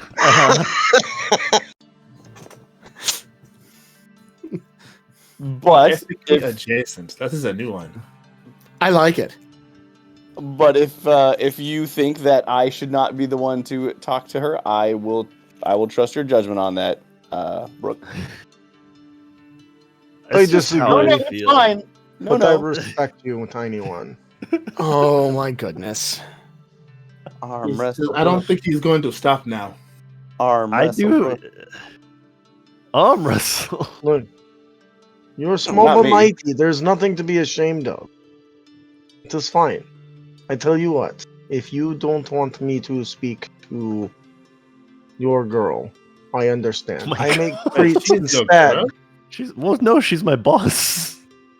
She's my Well, manager. first of all, Is there any she difference? used to be. Well, yeah, she used to be. Yes, no longer, my friend. I don't know if she Well, ever actually terminated my contract. 50%, I don't know. you know. Do you have a I'm still copy on of your payroll. contract? Yeah. Like a rifling through my bag. He has a copy of his I feel contract. like I a am giant folder. legitimately. Oh my goodness! This is all my paperwork. This is your this is your contract. Oh yeah, Oh, this is the first third. yeah. This is one of 3. Is it really By giant or Oldooth's just giant sagging testicles? This is your contract. Fortune's eyeballs. Mandy is very precise, and also there's a lot of like NDA stuff when you work at that brothel. There is a lot of stuff that I'm really not supposed to mention. Oh. Is there a non-compete? There is a. Can't work at any other I brothel. do believe there was a Cannot go working at any non-compete other brothel. clause. Cannot work at other whorehouses. Yeah. Now, I will You say, do this realize that given all of this this information and all of this paperwork, why this would be a perfect front for the Society of the Black Rose.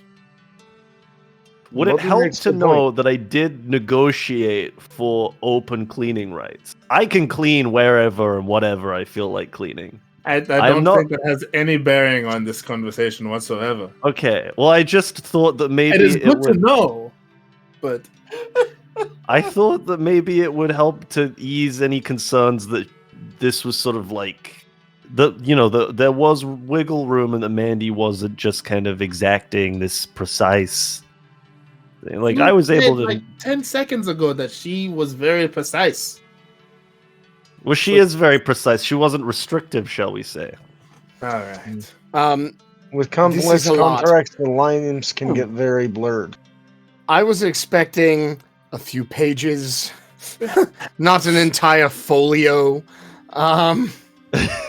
gotta like control the search button and then look for stuff in it. My goodness. So, is our plan to go and help Brooke then? Is that what we're doing? To help me? What? No, but And you got to report back to your mistress? So we're going to Lillington.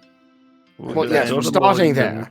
From there, We can talk to Miss Mandy if we want to kind of even if it's just we talk to her and she's like it wasn't me and we say okay fine and then we do something else. You're not the only one who's worked for her. yeah, for the sake of clarity, No, I'm not saying that. not all of us were like forced into this whole thing. Kind of like Brooke, I've got more of a working relationship with Mistress Madam Mandy. Damn, I can't remember which one it is. I'm not going to get into details, but I haven't exactly I don't have a written contract, more of an understanding, and that didn't go away just because of this whole delivery thing. So she actually actively still helps me with stuff. To be clear, the contract is not in reference to what we're doing. I'm not employed by Mandy to come out here with you guys. This is specifically for my role as a custodian at the brothel. I know. I'm saying you are an active employee of hers. I just kind of right. depend on her and work for her from time to time, but Okay. that is an ongoing relationship regardless of the outcome of the delivery as long as I survived. you are Okay. a contractor, in other words. Freelancer. Freelancer. Okay. Yeah. So, what is this I heard about the Beholder? I heard their ice tastes delicious when we boil I them. want to fight one so bad. Not Mordecai. I want to fight one so bad. I don't know. I've heard of them. Are we cut out for that? They are pretty, from what I understand, pretty hardy creatures. I don't know that we are quite ready for that yet. What? It should be easy. You just tell them how pretty their eyes are, then stab them in the back. We can do this thing. They have eyes, stalks everywhere, usually. From the stories I have heard. Better hide good then. Let's prioritize the things we have going on. Okay. After What's we the drop off priority? Billington, I do think you guys are right that like the number one thing we should do should be somebody talk to Mistress Mandy and at least find out what we can find out. Yeah. Apparently not me or you. Well, Okay. This was not That is, I supposed think, to. still up for that's discussion. fine. Yeah. Okay. No, it's fine. Take my jacket back. Oh yeah. Shit. Wow. Brutal. No. No Texas Oh, boxes, my friend. We, A gift is a gift. dude, I didn't say that. No. I know that we have. Is there anything pressing? Anything that we really need to do? I've heard a lot of stuff we can do, but I don't. We see need to have that. good dinner. And they make you all good meal. There is nothing pressing for you guys to do, but I will say that that is by design so that I have time to create everything and like you aren't influenced by this thing. But I will say everything is still going even if you choose only one thing to do. Right. For my own reasons, I want to look more into that uncle's organization. For both reasons regarding, justice and also personal things. Do you think he'd let us stay on the airship to go do that? I love this idea because justice is a dish best served cold. Now that I can agree with. Revenge? That's not how that. We should stay away from revenge and vengeance if we can help it. At this That point, is- I think right. Justice. Right. Because I think if we get too close to vengeance, then Baldru's Yes. stalker is going to show back up. Well, I'm hoping Yeah. to take care of that while we are still in Lillington if Aurora has the spell that Uncle spoke of. Was it Greater Restoration? Indeed. That's I not- have the lesser version of that spell, but not the greater one. Well, I guess then the top of our list is go it's a to fifth that level place spell. that they said and get you more information on the secret society. So you're gonna go to Zalgus and like go Yeah. and be interested in the secret society? Probably be initiated, yeah. I mean, And it would then- be nice to have a week go by where we're not in mortal danger. And then Yeah. we don't know what We don't know what the what initiation task is. we're going to Right, have to join in. accomplish. But that may grant us access to additional resources for Exactly. this Mandy/Black Rose issue. So do we want to do Exactly. Dragon Liu's thing, then Mistress Mandy? There's no time limit on the Mistress Mandy thing either. We don't need to confront her until we have more resources and more information. No, I guess not. Maybe. I mean, how many other people are delivering god chunks to Kadidios? The more information on that we have, the better. I think that unfortunately, that organization has woefully underestimated the Black Rose Society, and I don't know if that's because of I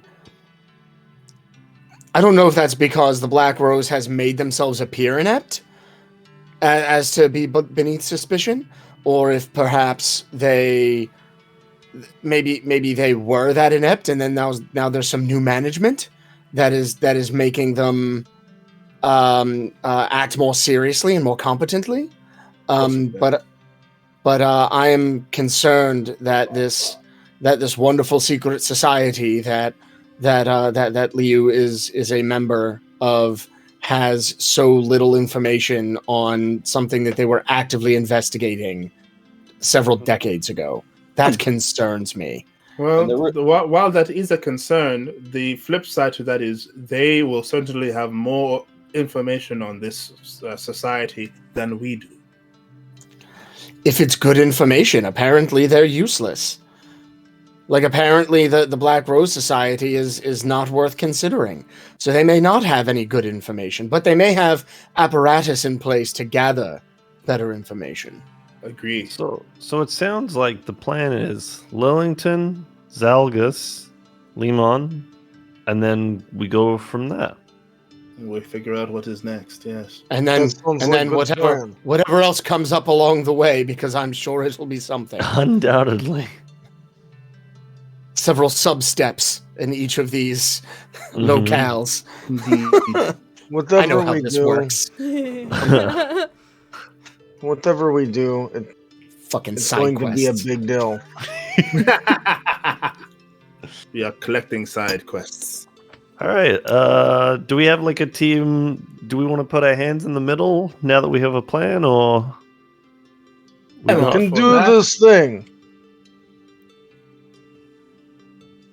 we don't have Rick to do puts his that? hand- I'm trying to come up. Rick I was wasn't trying to come up with a. I was trying to come up with a good shell pun. That is why I looked reticent. Shell-tastic? Okay. But by the way, so Shell-efficient? however, I have a question. Back when we were considering this whole Brotherhood of the Shell thing, do we maybe want to revisit that? Given We do. recent Oh, information that has come yeah. into our That possession. is a good idea. Brotherhood of Dortuous. Yeah. Do we maybe want to Shell Raisers is taking on a bit of a new meaning. I don't know if we want to be the Shell Raisers anymore. Mania to revisit. Yes. Wow. Some woefully necessary rebranding. Yes. Absolutely. I'm glad we didn't get business cards made yet. Yeah. Have we Shell, have we yeah, been like, marketing come that up with name? heraldry, or worse, Have come we- up with heraldry. Do you know how expensive it is to get heraldry made? Have we No. been telling people that was their name, or did we No, hold I back don't on think that? we told anyone yet. Joke Okay, about it. good. Okay. That's a tough one to walk back. Hi, we're the Brotherhood of accidentally making a dark god come back to life. Due to recent Like we're playing it information. They were playing kind of fast with the dark god thing. It's, Death and revenge. relativity. Death is a necessary part of life. Revenge is Okay, so sometimes the plan is We would go. Lillington, Zalgus, Limon, any bullshit that comes up in between, plus come up with a new name for the crew. Yes, You guys, that should maybe get moved a little front in towards the front. yes, but Yes. but not necessarily right this minute. But yes, we're putting Okay, too good. much. We're putting too much stock in name. Let's just do what we've been doing and be good of friends. did you just say Gouda friends? Was yes, that- I believe he did. I'll give that one a 6. Out of 6, I'll take it. I'll we- go with 4.75. Gotta write it out. The East you want Qualdrum that one judge on- gives it a 3. I ate No. some Gouda earlier today, so I'm bound to give it like an 8 or a 9, just because I really like. Very Gouda. quickly, I made some beer cheese dip a week ago for something, and then I ended up making another batch because it came out really good, and that one had Gouda in it. So I had called that beer cheese 2 electric Goudaloo, and that was my one for the day. Ah. There you Oh go. goodness. It seems All like right. we have a plan. So that sounds like Anyway. plan. Can somebody Yes. write down the plan so we remember the plan? What was the name of that town? What's that? What's Remember that? the That plan. no. What's that coast I town? I just Zalgus. realized that I totally revamped Zalgus. I totally redid Zalgus, so now I'm gonna call it New Zalgus. New Because it's New Zalgus. Zalgus, because I revamped it, so it's New Zalgus. Who's on? News August. Oh well, Just first one Lillington. Lillington, New Zalgus. Even old New Zalgus. Ba-da-ba-da-ba-da. Da, da, da. Why they? You changed guys it. should know. We're an my way. excellent crew. People just like to better their way. I wanted to tell you, Justin, since we're done, I wanted to tell you that I went to a brewery that's nearby, or like a, not a brewery, like a pub that's nearby, and I've never been to like an actual pub. And whenever I went there, they have like biscuits that you can have that just have for the table, right? And they're biscuits filled with butter and dill, so they're called dildos. That is amazing. I know. I really That is wanna take amazing. you. I really want to take you there. That is a dildo that I would would put in love my to mouth. shove some dill. You beat me to it, you bastard. But yeah, no, like you're literally like all sitting around like dildos. Yeah, we want dildos. And it was so funny because our waiter had a nose ring in. So at one point none of us knew what we wanted, and I was like, I'm sorry, we all have ADHD, but we're all gay, so can we have some dildos? And she just fucking lost her shit. Anyways, so that sounds like a good plan. I will make sure to make the plan work. Real quick, Aelx, because Ian has brought it up, and I've been meaning to bring it up at the end of every session for months and months and months, and have forgotten to every single time. Bugless. Bugless. I was rolling for loyalty stuff. I just wasn't mentioning it. And I hit 3 loyalty, which I was sure you said something happened at. Yes. Ages ago. Yes. This was forever ago. I hit the 3 next loyalty. one is 5. Okay. Okay, so for three, Bugless won't run away from you. Okay, Bugless cool. is now, and then I secured. just keep and then I just keep going from there, and it was like above a 10, I get it, otherwise I don't. Yep. Okay, cool. I would just like to Noted. say that you are all excellent. What a fantastic plan, but you always have to remember, there are 4 rules to good plan. Oh god. Make the plan, execute the plan, expect the plan, go off the rails, throw away the plan. Make a new plan. Make a new plan. Hashtag lettered smart. Good job, guys. Yeah, that was one of my favorite scenes from that show. Yep. As the last thing for the actual episode, Mordecai wanders out onto the deck of the airship, pulls the coin out of his pocket, kind of rolls it across his fingers and catches it between his thumb and his middle finger, and just flicks it right off the airship. Just the one that kills a villager. That we I was gonna say that is gonna take somebody out. The one that actually it gave you? would, but yes. The one that we identified as magic when he did his little identify magic thing. Yeah, I kind of rolled that one out and I just flick it out into the night at a bear. No. At a boar. Yeah, just before everybody clicks off, I want everyone to know that the full story of the Celestial Civil War and what happened with Umbra Daituis and Simone and all of that stuff is in my book that's coming out. Yes, it is. Nice. So you're saying that we shouldn't read it because it'll spoil things? No, you will just get more detail, but... Will buy. Well, I guess I'll start. Hi, my name is Aelx. I do stuff. I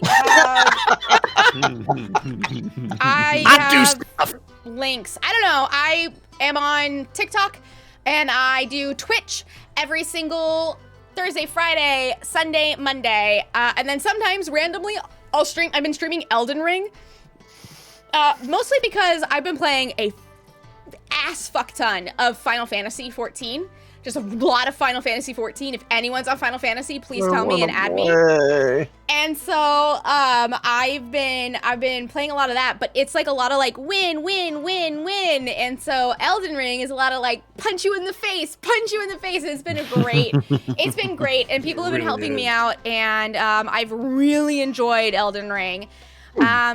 And also, I am writing a book about my setting. Well, the second one's going to be about my setting, but it has, like, the gods and stuff, like, with all the interesting... It has all the gods in it with all interesting little intricacies of the gods and stuff like that. Justin, I think you've read all of the gods section, right? Yes. It's good shit, right? The good. I don't think captures it enough. I would just have to say it's excellent. But there is a sign-up link if you want email updates for when the Kickstarter goes live, because it's going live in February, or if you're on the YouTube lands, because I do see you, it'll be in the doobly-doo down below. My inspiration is honestly going to go to Jack, because Jack messaged me what, an hour and a half ago? It was like 2 hours ago. Jack messaged me 2 hours ago and was like, I need to go to sleep. And I was like, hey bro, 45 minutes. And then we So I was like drifting to sleep. goes... I was like, Aelx, please, I beg you, wrap it up soon. I'm so tired. No, but like the thing is, the reason why I did it is because like you were into it and you were talking. So I was like, I don't know how to wrap this up. But okay. No, I know. But well, and then all of a sudden you were like, so by the way, about the turtle turning. Yeah, like, here's some crucial information I forgot to share. Out of me.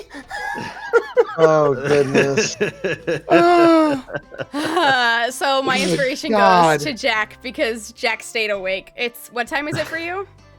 It is 4 a.m. Jesus. Yeah. Here I am, like, I gotta go to bed. It's 11. Yeah. This guy's up at 4 a.m. Yep. Yeah. Us right coasters. It's 11 a.m. Or 11 p.m. Excuse me. Hi, I'm Jack, and I'm not doing a whole lot at the moment, but I'm gonna be at some point. I promise. I believe you. I don't really have anything to plug at the moment, but I'm in Alex's ear all the time saying like, Aelx, we should do this. Aelx, we should do that. So at some point I'll have stuff to plug. At some point we're gonna do a, what is it? Monster of the Week. Monster of the Week. I have actually written stuff for it now. So yes! I went back to Aelx and I said, hey, we can actually do it now. We're gonna do it. So at some point. Whenever I don't have a book to write, that's when we're gonna do it. Yeah, that's fair. I think that's fair. My inspiration is going to go to Badru. It's gonna go to Badru just because, like, I am enjoying the narrative elements that are coming up at the moment, and I'm excited. I think I talked a lot about this when I had all my stuff in the last session. That I'm excited for everyone else to get their things and their stuff. And so like now this like arc that we're walking into a little bit with this, the gods of revenge and death and their connection to Badru is very exciting. And the way that Badru is handling it is very fun and exciting. Yeah. Well, thank you. That's really cool. I'm excited to see where that goes as well. Hi everyone. I'm Sphinx Akasha, aka Circle DM on TikToks. I'm doing all the damn things, all week, all the time. No rest or sleep for me, or at least very little. My inspiration, I'm gonna give my inspiration to Chiron. I loved his reactions to things, period, tonight has been fantastic.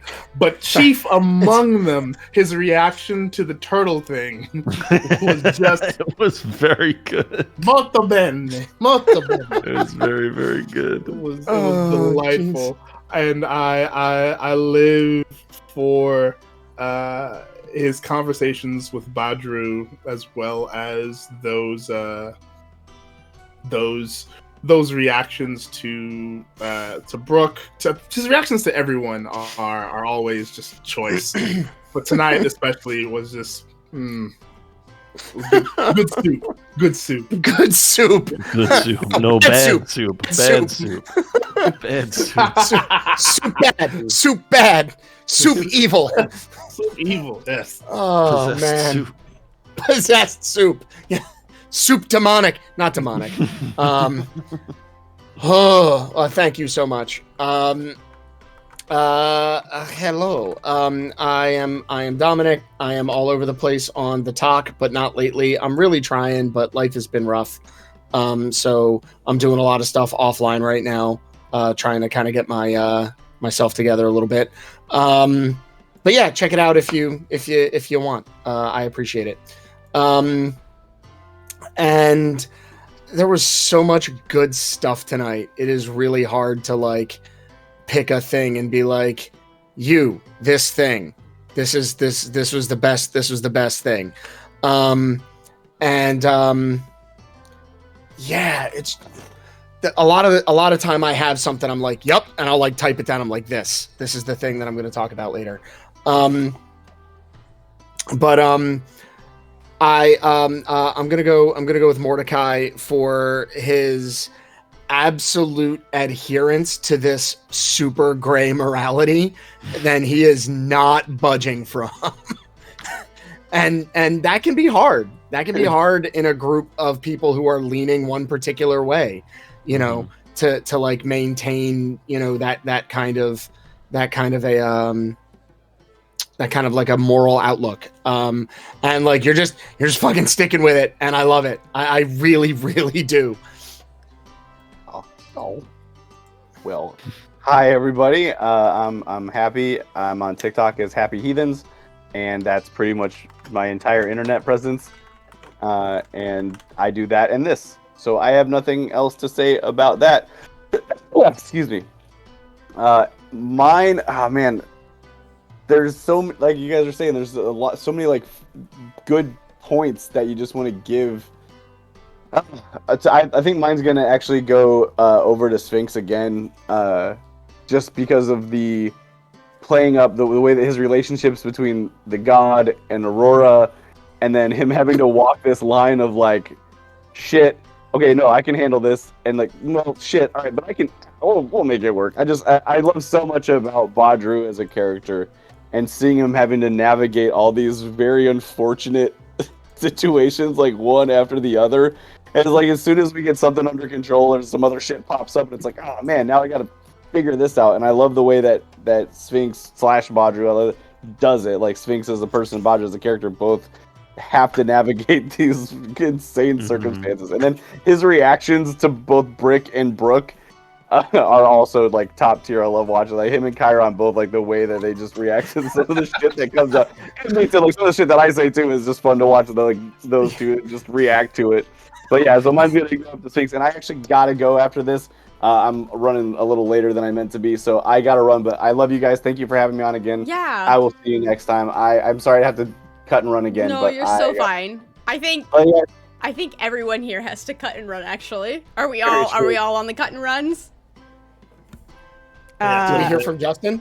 Yeah, Justin. Do you wanna shout your stuff out, or do you wanna go to bed?